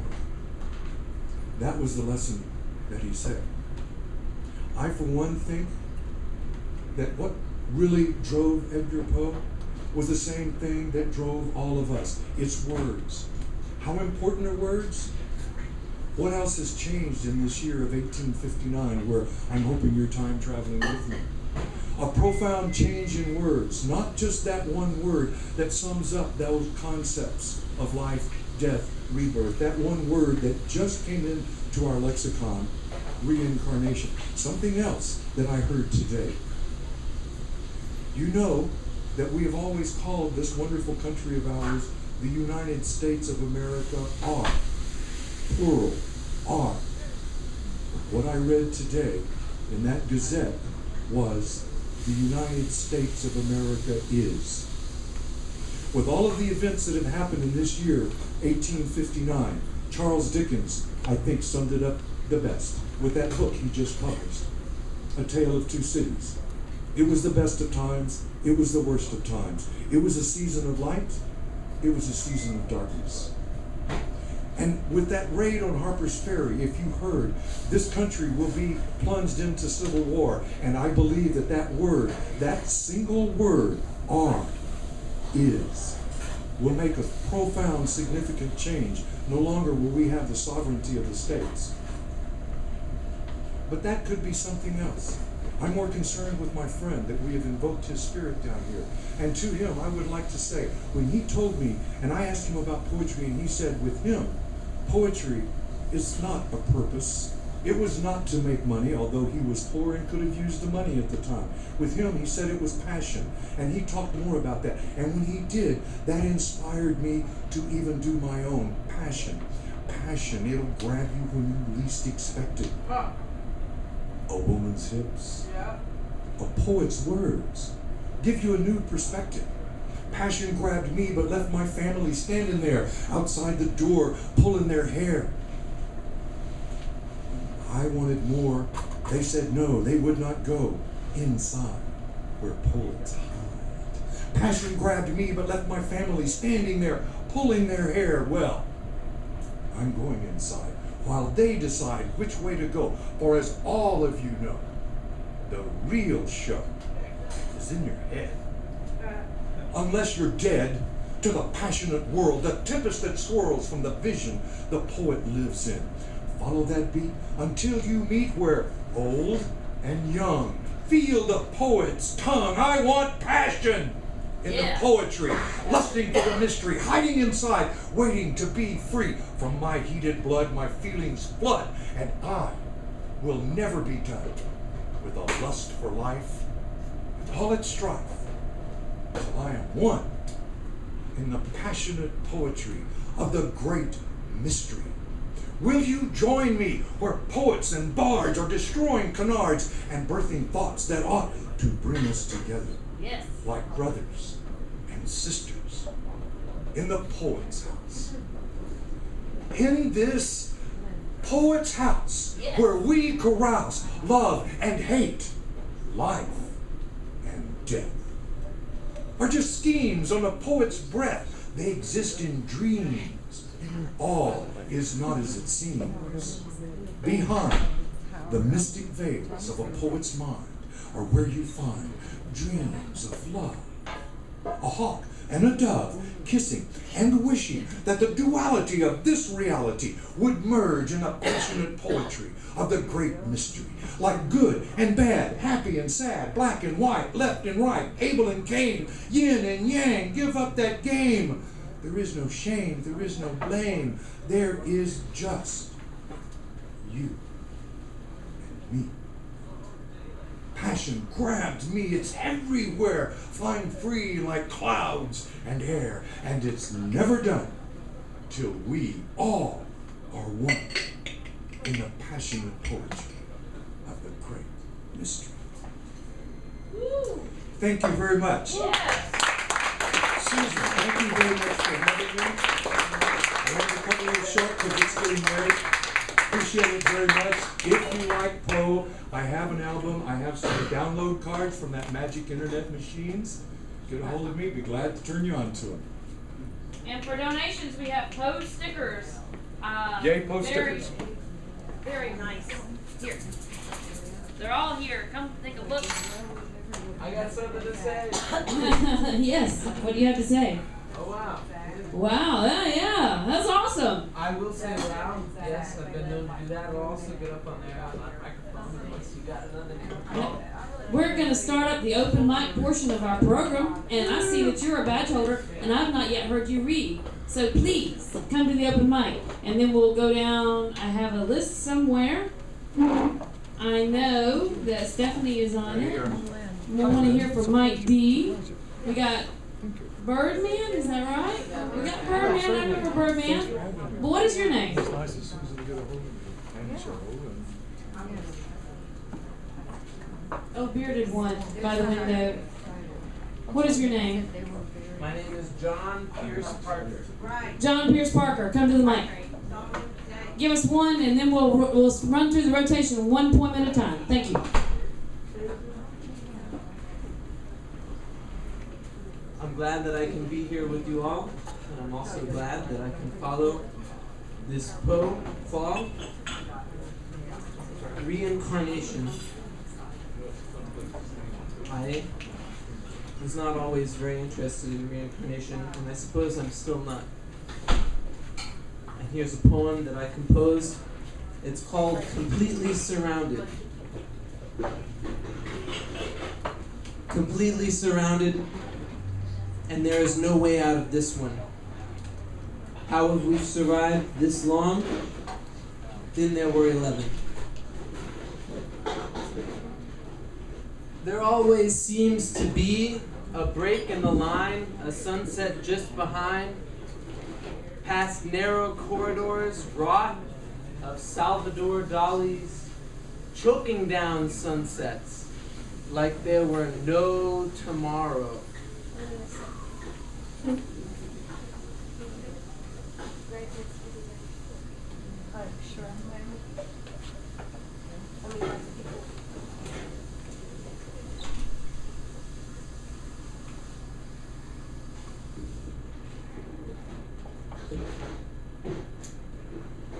That's right, there's no tomorrow.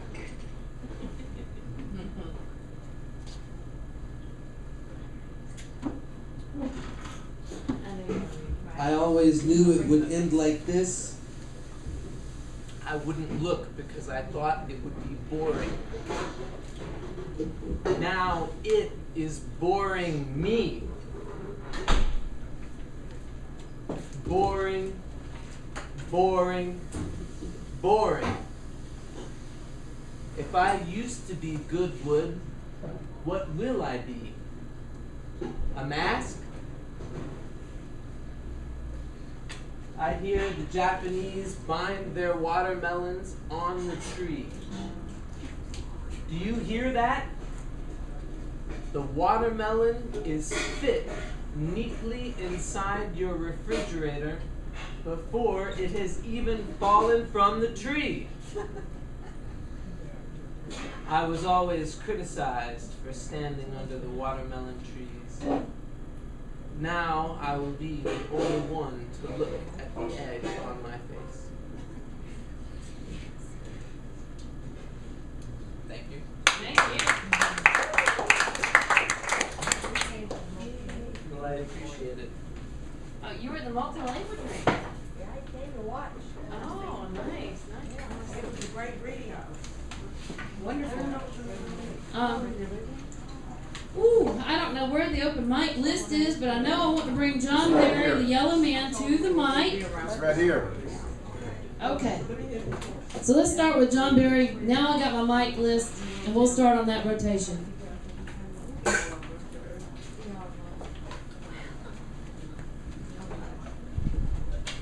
Judgment. This is now, and I am Adam, and you are Eve and Lilith, offering me the fig, the apple, and the scarlet egg. How shall I choose between life unending, knowledge unbounded, and rebirth unceasing? In the end, I choose the apple to know joy, at the price of grief. And I know I chose well. And the apple turns golden, and you turn Juno, Hera, Minerva, Athena, Venus, Aphrodite, and this is now, and the letters read for the fairest, and I must choose between your brides. Am I Paris, who chose love and ruin, or Romulus, who chose rule and murder, or shall I be Faust, choosing knowledge and damnation? No, my knife reveals stars, dividing the fruit in three. To Venus I give the blossom end for remembered beauty. I give Juno the stem end for tenacious strength. Minerva I give the heart slice for deep wisdom. And your smiles become one smile, as the slices become one apple. And this is now, and I am a poet, and I know I chose well. Thank you.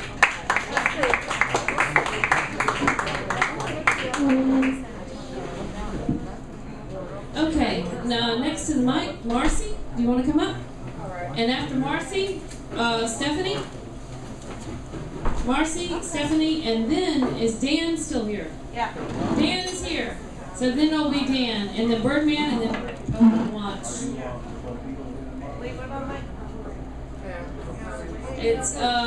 It's Marcy, Stephanie, Dan, Birdman, and Poet. On Watch. On Watch. And anybody else who wants to sign up for the rotation, remember the Edgar Poe stickers are here.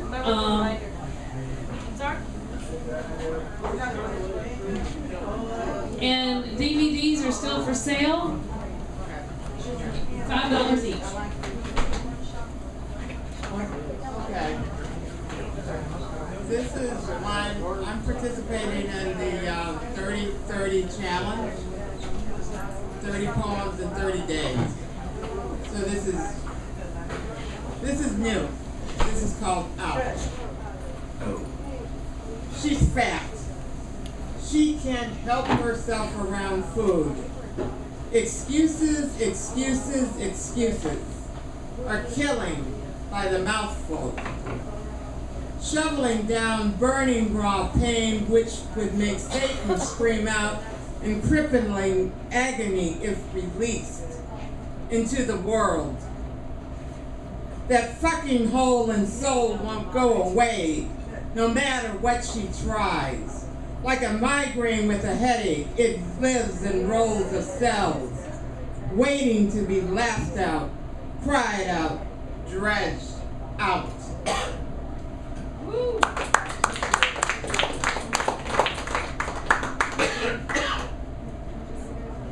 Here's another one that I just wrote this morning.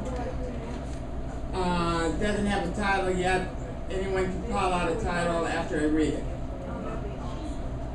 Life was not created solely to be a draining, suffering, complaining mess.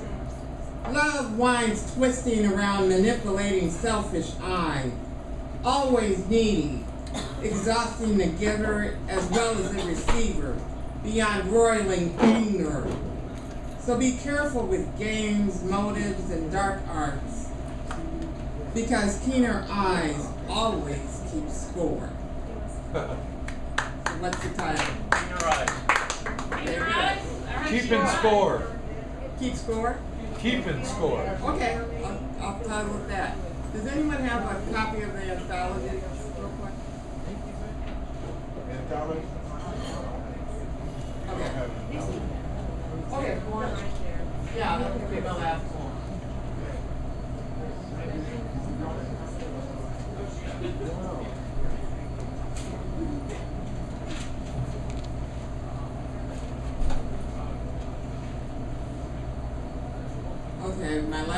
poem is called Lost Luxury. I'm really happy because it made the anthology for the third time in 3 years. And it was my birthday yesterday, so. Yay! Happy birthday. Thank you very much. Lost Luxury. Bubbly waitress teases fewer diners nowadays. Vacant booths scream out, inner tension, less money means. Every penny counted once, twice more. She smiles at the man in shirt and tie, who relishes daily special. His hollow chuckle covers the stress of empty cupboards at home. Not to mention past due bills, months behind mortgage. 3 meals not guaranteed anymore. The waitress subtracts with painful math too. Quick wit, trusted defense. When favorite customer notices threadbare sweater. Thank God her baggy pants stayed on hips when she turned. Bubbly waitress teases with ease. Nervous manager finally delivers the knockout blow. Last checks given on Christmas Eve. And the customers lament during teary farewells. The New Year's brings in a job hunt scramble in a town where the economy stays frozen in time.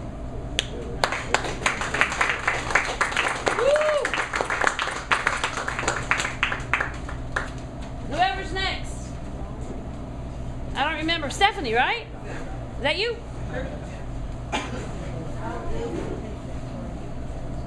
Patiently waiting. Hey, how you guys doing? My name is Stephanie. I also open mic for Brunei on Tuesdays from 6 to 9 if you guys want to come together. I'm new to the scene, so I've been reading for about a year, writing 2 poems over for you guys. Do I want perfection as it appears?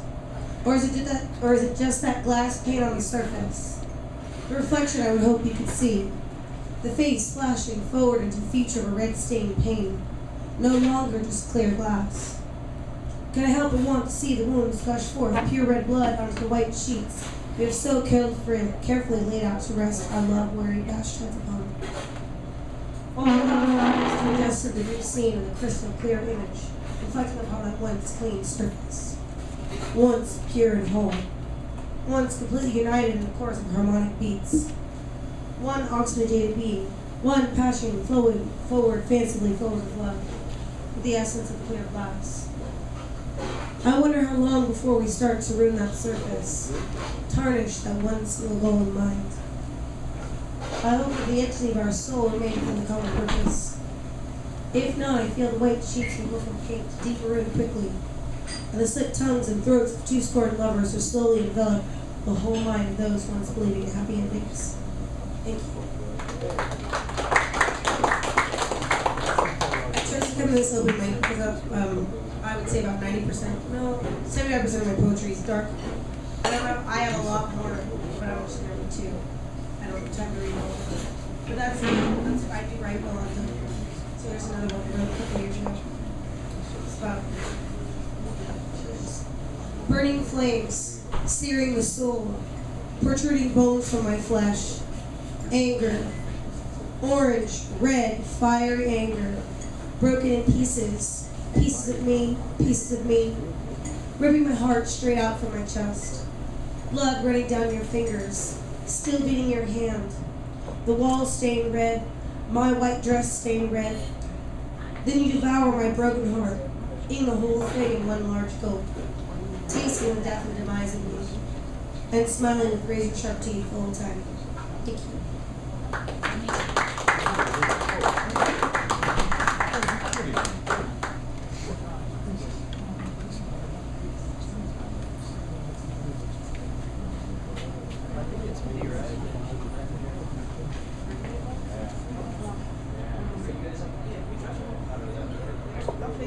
You know, when the mic is hot, the mic is hot. is hot. We're gonna do it like this. Keep her off it. The mic is hot, the mic is hot. Ride that line, ride that line. When the mic is hard, the mic is hard.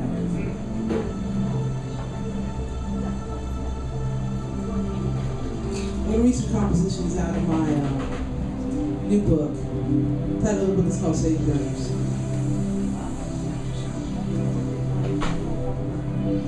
That just made me hot. Mic is hot, the mic is hot. This one's been weird. Sitting in clairvoyance, transcending into our last embrace, massaging your temples deep like tenderness. The Texas summer rays from the window made me want to reach in and touch your scalp of your inner knowledge, doggy style, just the way you like it. Head jerked back, limbs spread wide, aspirations up like a beacon in the night, throbbing, you moaning. Do me, baby. Do me, baby. Do me, baby. Me stroking ego still on this journey, root chakra bound, a pulsating buzz between your inner thighs while our emotions fell into heavy rotation, tingling my delicateness. At this moment we switched it.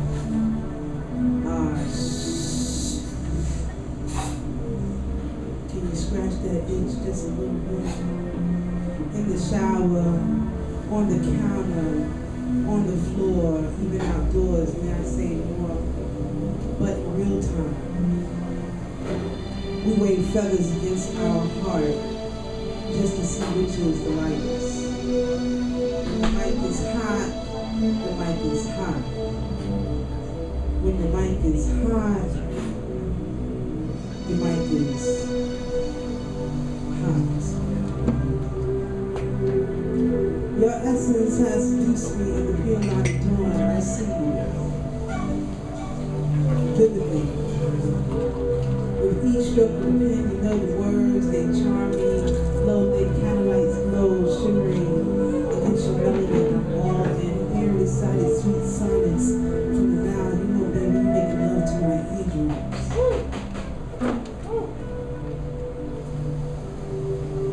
You making love to my eardrums.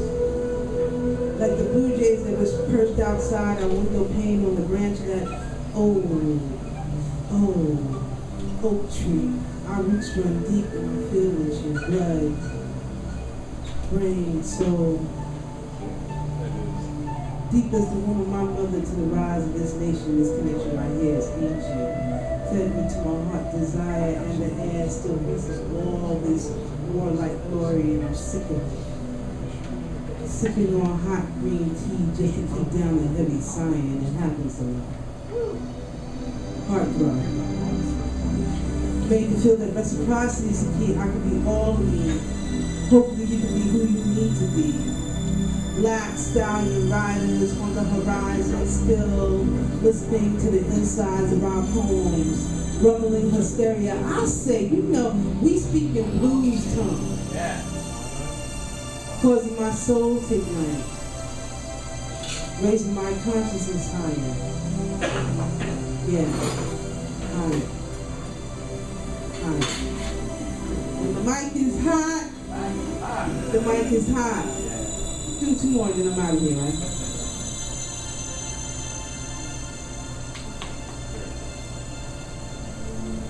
I stepped off into midnight, stark naked, searching for the truth, running with the wolves, my love. On the prowl, now I'm still drooling, you know, the powers in the blood, my love.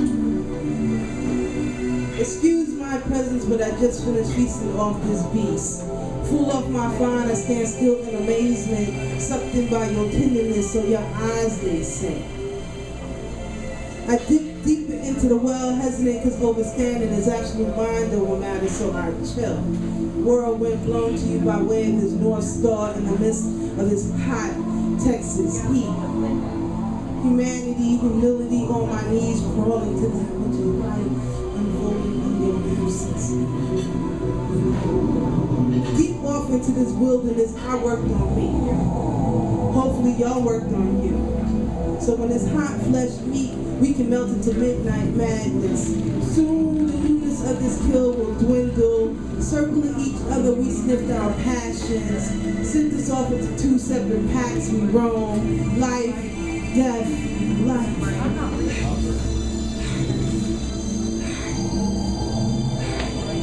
This is what we proud for, pat and howl for. For when there's one ending, there will soon be another beginning. And the power is in the blood. The power is in the blood. And I run with the wolves, my love.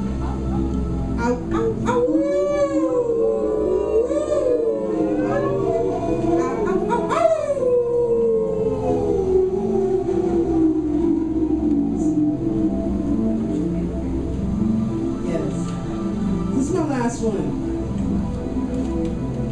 So in the witching hours, this is when, the truth is told. The spoken truth, right? Yes. In these witching hours, we have to make decisions quickly. Yeah. I'm gonna read this one. I haven't read this one for y'all, so I'm gonna read this one. Diamonds. How many of y'all like diamonds? How many of y'all like diamonds? Okay, we got some controversial things. How many of y'all like diamonds? I don't know, give me a couple and I'll let you know. Okay, 74. All right, I'm going to give you one right now. I'm going to give you a diamond right now. Here we go. Let's give it to him, Bob. This is from the Emancipation Literature Series.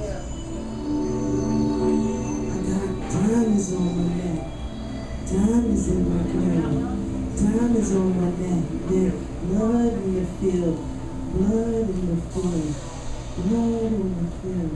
How do we love, how do we love, how do we love in wartime? How do we love, how do we love, how do we love in wartime? How do we love after the land grabs, after the lifelines have been destroyed, after preserved cultures on our mural walls have been whitewashed, after the buildings collapse, after Enron, after Jasper, Texas, after Katrina, after Jenna, after Egypt, after Japan, after Uganda, after Guantanamo Bay, after South Africa, after Occupy Wall Street, after the rainforest has been logged out, after the Gulf Coast oil spill. How do we love in wartime? At the same time, feel nothing but feel everything on this domestic soil, this everyday aftermath on the soul.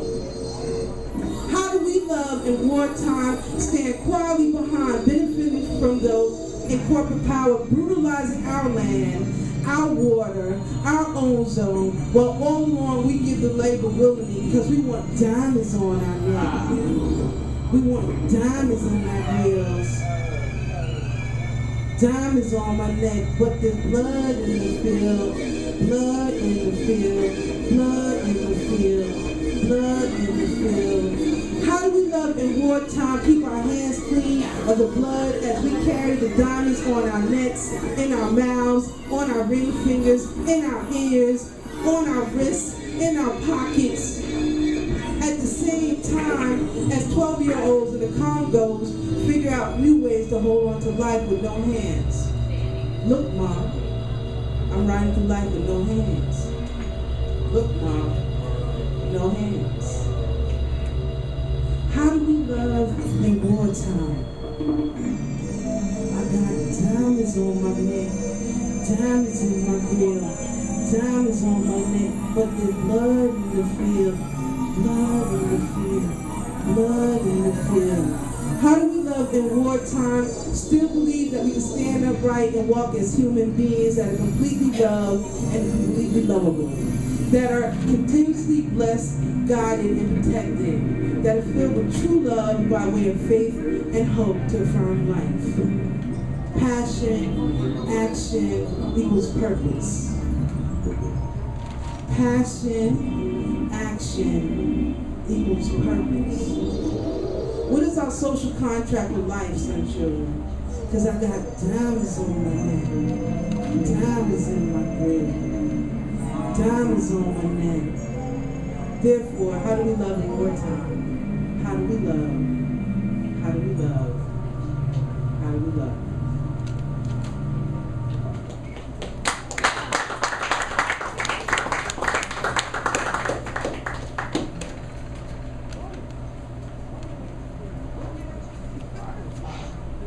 Mike is hot. Mike is hot. Mike is hot. Watch out. Good Bob. Trying to heat it up. Song.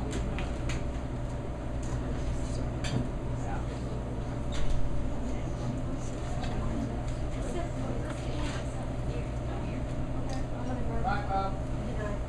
Bye, Bob.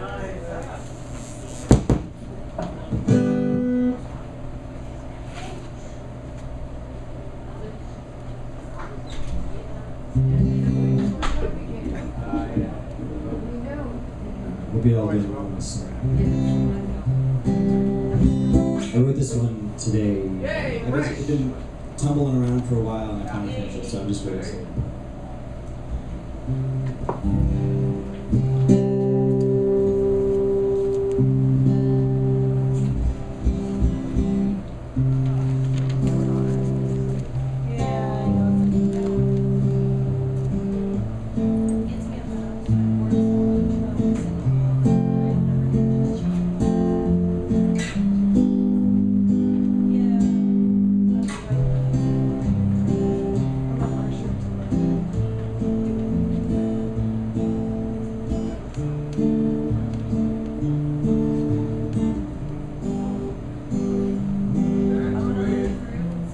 This is for the winners in the middle. Care so much but share so little. This is for the sinners in the world. All their cares.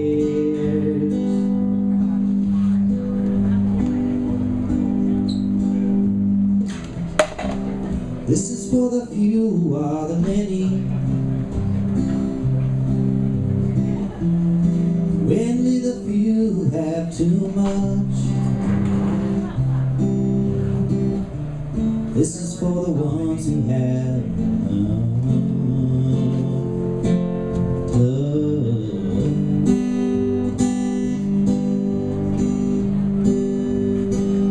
If you feel like all that you need it's just a little more sympathy. But you live your life like you're too proud to die. Well, you're never gonna get it from me.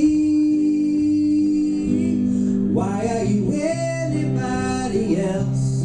Why are you anybody else? Why are you anybody else? When you're so doggone special, why are you anybody else? Why are you anybody else? Why are you anybody? Why not be somebody? Why not be yourself?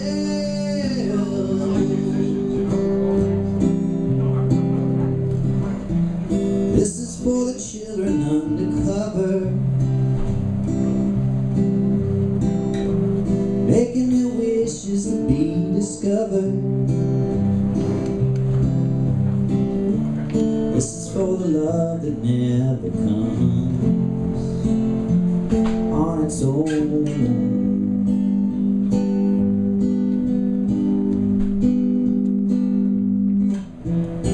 Why must you be so absent-minded,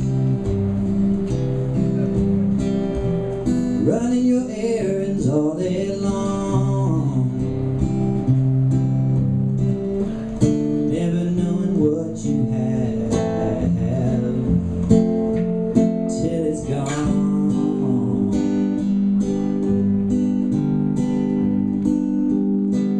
So if you feel like taking a chance, you're gonna have to learn a new kind of dance. Well, you may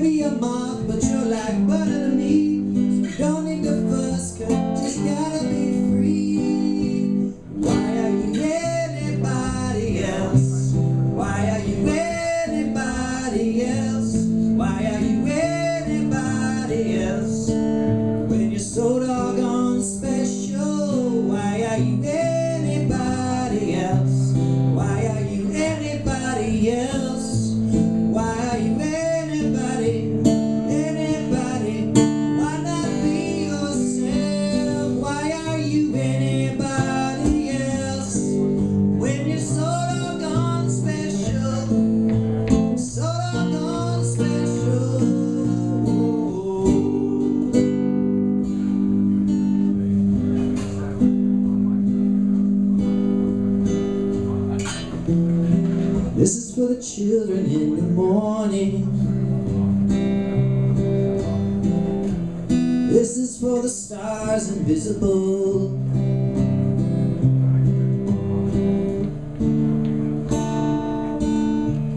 This is for the father that will go home.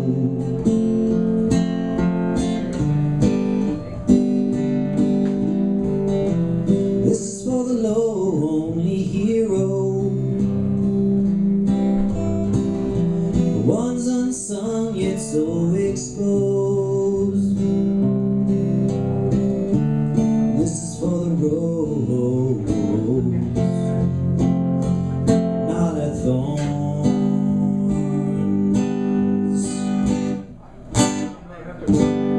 Why are you anybody else?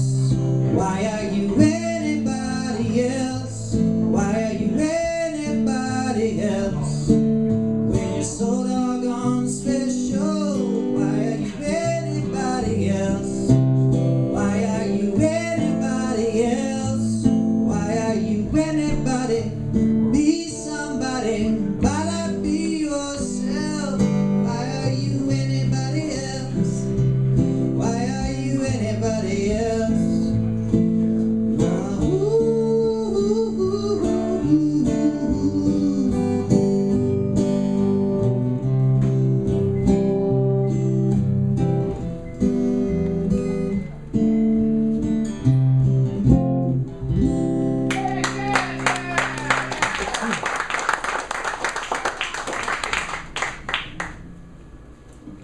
Now the mic is tall, so we need a tall person. Yeah.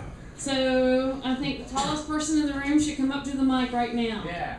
Birdman. Birdman! Yes! After Birdman, Greg. Greg. And then Mike D. Mike D! Mike D's asleep. He's awake. He's writing poetry. Looks like he's Good morning. Yes. Yes. Good morning. Very good morning. Yeah. I'm Birdman, poet. I'm presently living in Houston, Texas. Oh, sorry. Keep it alive. This poem I'm going to read is called The Good Old Days. I know we all have good times. We think about when we were younger. Tom? Yeah, but we did yesterday. Okay. It said, what I suffer is not from any bad thing to say. Just back in what I call my good getting high days. Everything is fine with no special treat. Just like to get high, kick back and freak. Then try to forget the cares of the world. Puff, puff, pass the joint to the red-headed girl. Then came the 70s with its big cloud of smoke. There was cess, gold, red, or any name brand you told. This is how it was when they all came to age. Better than sex or a high sensational rampage. There was snorting and smoking to slowly be submitted. The age of nonchalant to being committed. If you weren't there, you won't realize. Being caught up with the changes and never-ending surprises. Then came the permissive age that was ushered in, while the bottom fell out, so the weed smoke began. We had new ways to live and more ways to die. We had turned to me with a blink of an eye. This is what I did on my days to play, so this is what I call one of my good getting high days. My next poem I'm gonna read, I wrote this, I'm originally from Michigan, so when I wrote this poem, I was there in Michigan, and I don't know if anybody ever been up north, you know, how the thunderstorms is, and it was raining, and this is how I wrote this poem. It's called Silent Visitor. I am a violent whisper ready to attack. I come from the sky with stars surrounding me. I'm like a brown gangster hidden for death, slamming love with hate. The words stick in the wind's throat, at times in cold silence. The clouds collide, touching the heavens, trying to awaken the gods. Silence is felt from the heaven and earth. Chariots are beginning to rumble over the heavens. Thunder, lightning, rain, and high winds. The violent whisper is on the attack. Planets and meteor pass by out of uncontrollable rage. And my last poem is titled Born in Chains. This is one of my newest ones that I wrote. I wrote this about 2 or 3 months ago. Born in life where the color of your pocket can make life feel like a game. The peer pressure is so powerful until you feel like a burden and shame. Born a child with no control until you're out of your teens. Living in the project, being chained to the drug scene. Being adult, still a slave bound to chains. Everything is so corrupted that it gives life little or no gain. Coping with the fear of remaining in poverty. Faith must be strong so you won't feel like a novelty. There is fear in the eyes of the older adults, the younger generation forever trying to find a religious cult. The average young person is so confused. The usage of drugs is being abused. The links on this slave chain can slowly grow. Coping with pain and agony is another struggling blow. Hooked on the links of the slave chain, freedom is preached as life has no remains. Your feet get chained as you have no place to move, while you fantasize to stay in the groove. Born in slavery and bounded by life chain, to break out of bondage for a reality gain. As long as you stay in poverty, you will always be in chains. Who cares if there is any other outlet or sparkle of rain? The chain that bounds start to tighten the links. Living in the hood brings a new start to sink. Coping with reality can make you feel like you're always in handcuffs. Born in chains can make life real tough. Thank you. Yay! Woo! Yeah! Come on, Greg! Keep it going! Woo.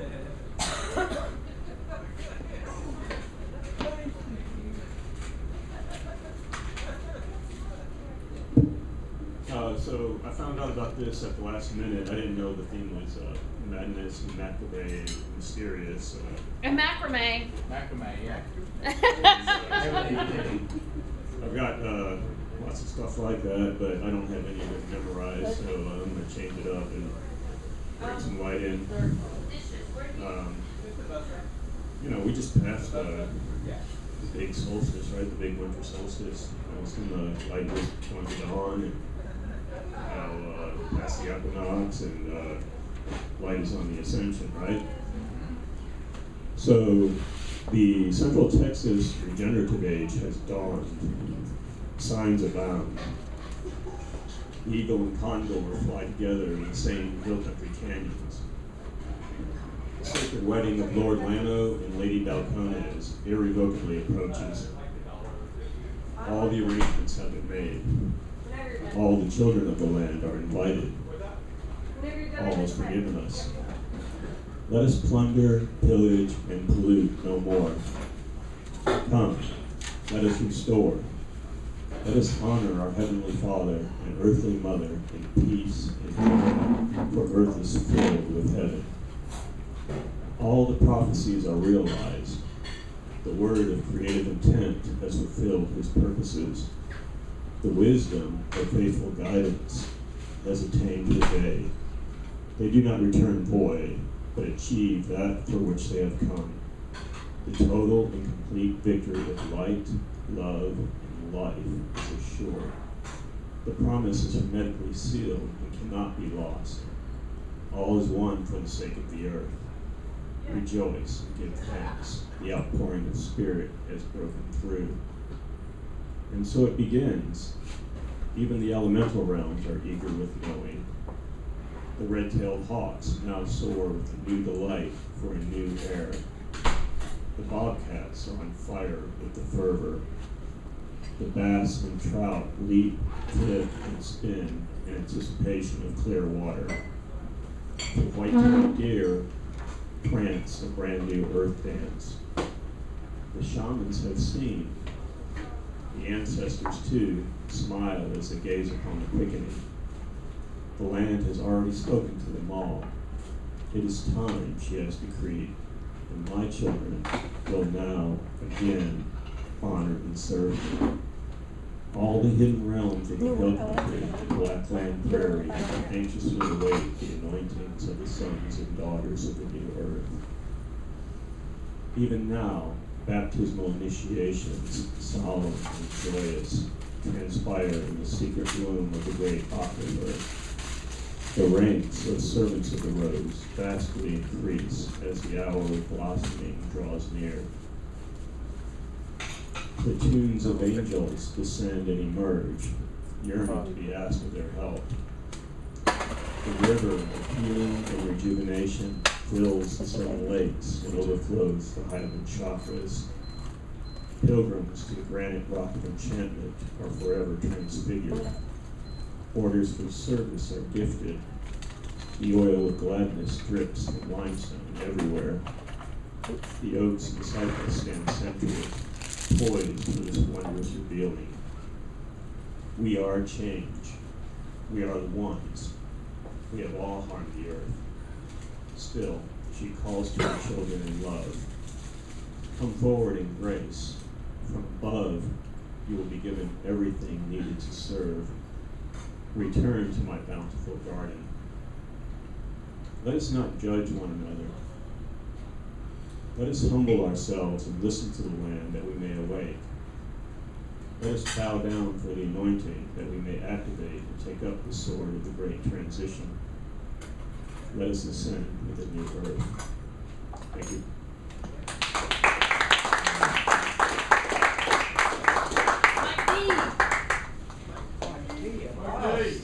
Where's your bean? Mike D's in the house.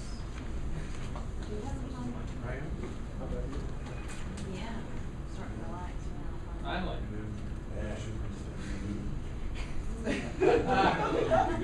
I got a couple of short ones, getting into the darkness, back into the darkness. Where it's supposed to be. And that's not real.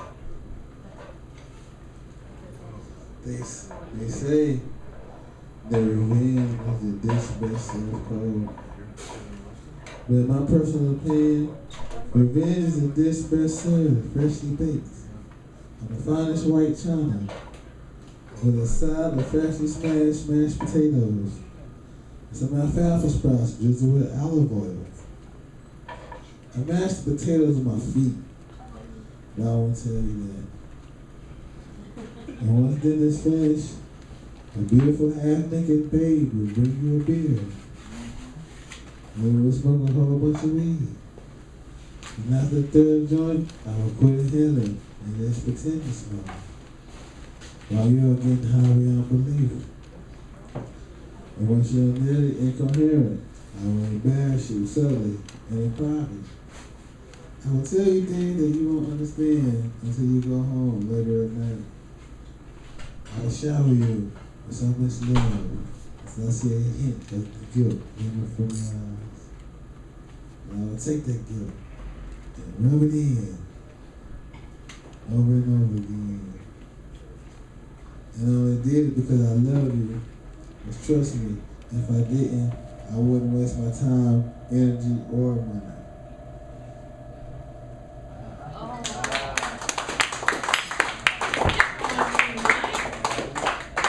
Let's see, what time is it?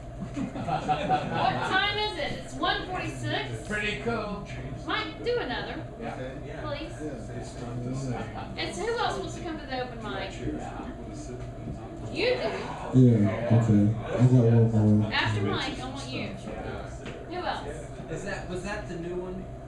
We got 14 minutes. That's not the new one.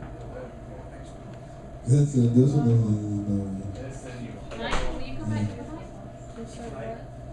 Yeah, we got 14 minutes. We got Mike B. We got Nicholas. Time was flew. I didn't know. Yeah. I'll see you soon now. Mirror. Good to see you guys. Mirror, mirror on the wall. Who is the flyest of the ball? And the mirror said, it's not you, Mike D. Instead, it's your reflection, the you in the next dimension. So you mean, if I was in a house of mirrors, I would be seeing me in many dimensions? You damn right. And you don't know which yous were good and which yous are evil. But don't worry about it. You've been living in the house of mirrors your whole life. What the fuck? Life has run amok. Something that I consciously planned up. I did not see that mirror. I almost ran into it head first. Then I would have looked like Pinhead with 100 glass shards on my face. Whoa, that's you.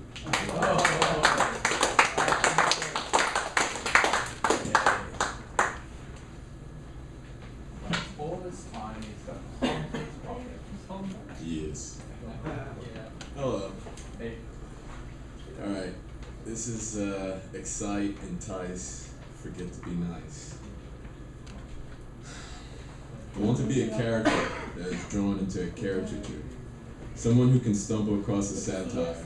A person who likes to drag, drop, jump, tiptoe around the fire.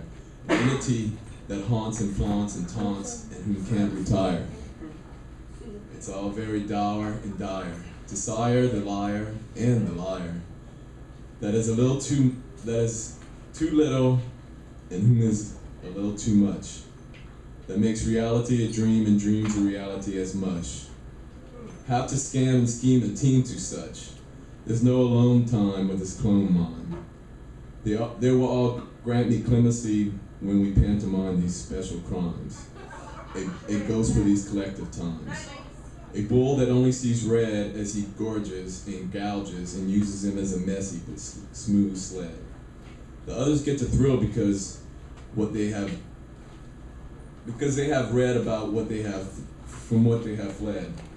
Someone who forgets everything before him has said. A lone bone left to remind those that we are all that is left. We are dead. We are really as alive as long as we survive. We need more enemies who envy our empathy and use our naivety to help others towards the pit greedily. They will fill the hole and it will no longer be empty. I guess one more. Creep up on me. See you trying to sneak. Think I don't see you most of the time? Know you're there. You know what you're trying to do. Make it less obvious. Give me a challenge. Give me something to prove. Shh.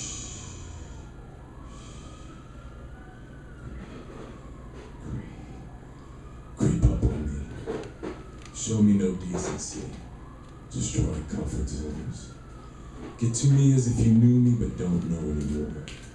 Don't want to know anymore. Don't want to be sure. Violate. Make me afraid again. Just surprise me. Get me out of my skin. Make me think I know nothing. And then make me believe that I know nothing. Where have you been? Where are you now? Shh. Shh. Where are you? Creep up on me. Don't let me know. Make me know slowly. And then mystify me. Don't idolize me. Dig a hole, fill it, and dig another. Oh,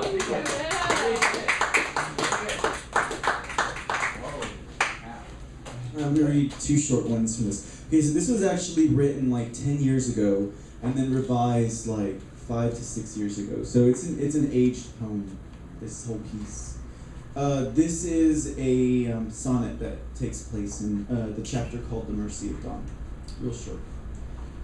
A silver glow was cast upon me, a silver cask of cold light clemency illuminating wan light into softening sad night, like a phantom once happy, now without life. What radiance I saw thereof, that helmet cold with lack of love, and I stared deep into the pallid eye placed by sovereignty within the sky. Lo, what feeling unkindly laid on me that silver cask of sullen clemency, that death or doom this light cast down like despondent child, with cause for frown. Upon myself and upon us all, a winter gloss, a willful pall. That's that one. Today's been a pretty crazy day, so thank you, Susan, for having me, and yeah, it's been great and wonderful. And all of you for your endurance. This is Oh yeah, 2 a.m. Yeah. This has been really amazing. It's an honor. Tomorrow I'm doing a workshop on DIY publishing at ACC at 9:30 in the morning. So, ooh, man, I'm gonna get a little sleep and then I'll be It'll be fine. I know. This is what it's all about, right? Okay, so this is the epilogue to the entire poem. This character is literally a walking being of ice, and so it's basically about his journey as he melts into human. Okay, so this is the epilogue. The warm winter weather weathered not away the land. Rather, it blanketed the soil outside my window with a thick fluff that dewed on the petals and foliage. I stared from my window, my eye to the winter outside, and wondered what weather would weather tomorrow. Would rain bring tides that blanket over the summer sun? Would wind bring skies vast as space and cool as spring? The purple-tinged pink of twilight lulled the land and softly hummed of nighttime's arrival to the hills and buildings. The earth breathed a stiff and crisp wind. It hushed the leaves with a whisper and gathered the things of the ground and lifted them in the sky, playfully tossing them to and fro. This I saw as a point in the closing twilight sky, where the sun would fade, though warm the heart, and with that warmth, a hearth inside, I would remain.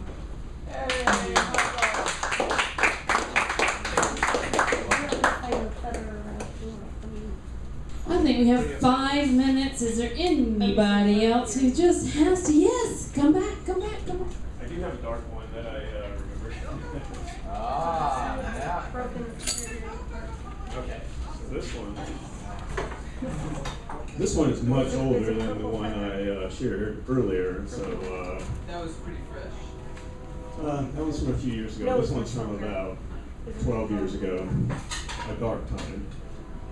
And it's all about meds. So it fits. Cycles, codes, cryptic clock, occult, tick-tock, spin the lock, pop the top, crank the shank, mechanic soul, eeny, meeny, miny, mo, bet you didn't know or have a care, you'd be the one standing there without a chair when the music stopped and the alarm clocked as the sky dropped. Now did you, cryptic clock, tarot fool, get a clue, strange brew, the wind blew, not so cool. Damn you, my cryptic clock, you never stop, you fucking tick-tock, tick-tock, tick-tock. Yeah. Woo! I've got a gentle dark one. And this one was inspired today, and I really like to share it if you would like to hear it.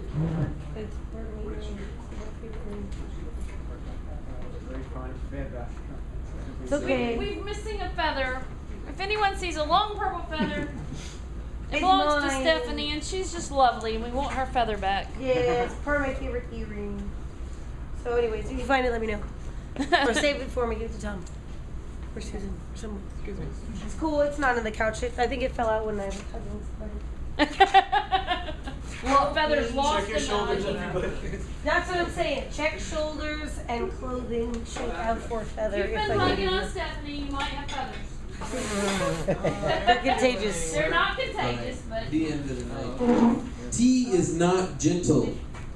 Oh, Dim. You hold water over fire Huh? until it begins to leap and explode. Oh, there. Then you take desiccated plant material and scald it in a painted cauldron, discarding palpable bits when you're done, culminating in the prized serene moment. This hot stuff joins with your lip, a taste. Yet it was never still. As it cools, the essence continues to degrade. A new bouquet in every instant. Do you taste it? Drink to the dregs, if you please.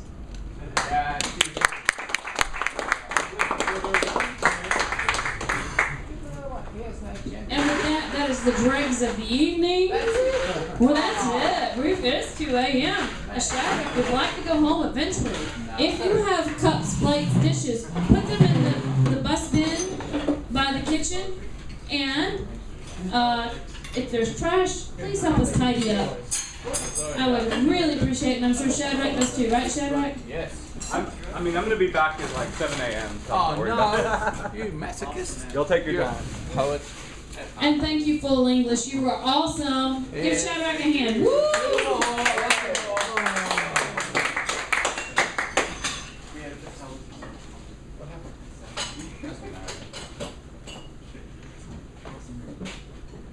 So what events are people going to be at tomorrow and Sunday? Where? Yeah, tomorrow and Sunday. Where will other people be heard? I'm interested. I have a music workshop in the morning.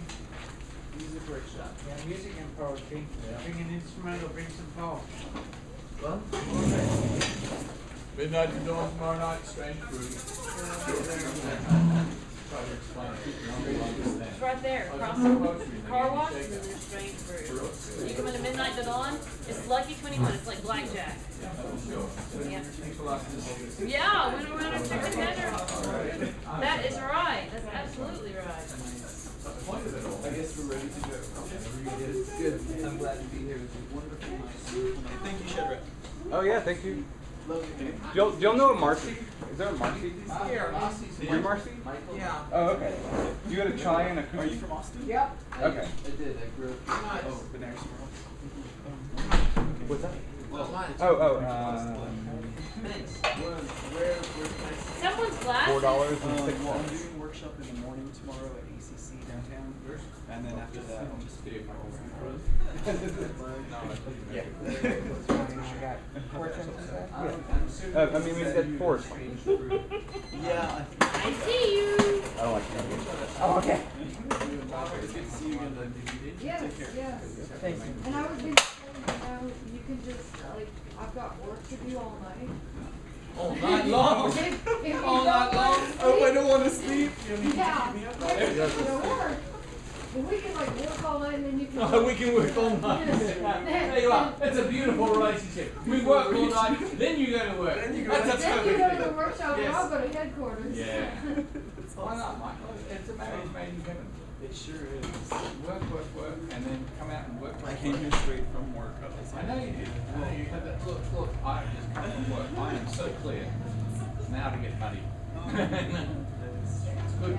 Lots of photos. I saw you. Good. I just thought I'd Love offer. those photos. I appreciate that. I appreciate that. But for tonight, actually. Maybe tomorrow night. And you know what? I'll It's be in Meadow. It's not just. Oh, even better. either. Yeah, I was up there the last 2 days doing training for my job. Wow. Yeah, up in Round Rock and we were Old Settlers, like. Okay, yeah, You well, do. not in Meadow. By 1:30, if I go Shadrach, out you a the front genius? door, I can see 1:30. Oh man. Yes, that's how far I am. That is a drive. It is. That is a drive. That's And where I am. Susan, yeah, Susan's out there. That's me too. Yeah. Man, yeah, no, I did. Yeah, that's it's all right. I got a few things.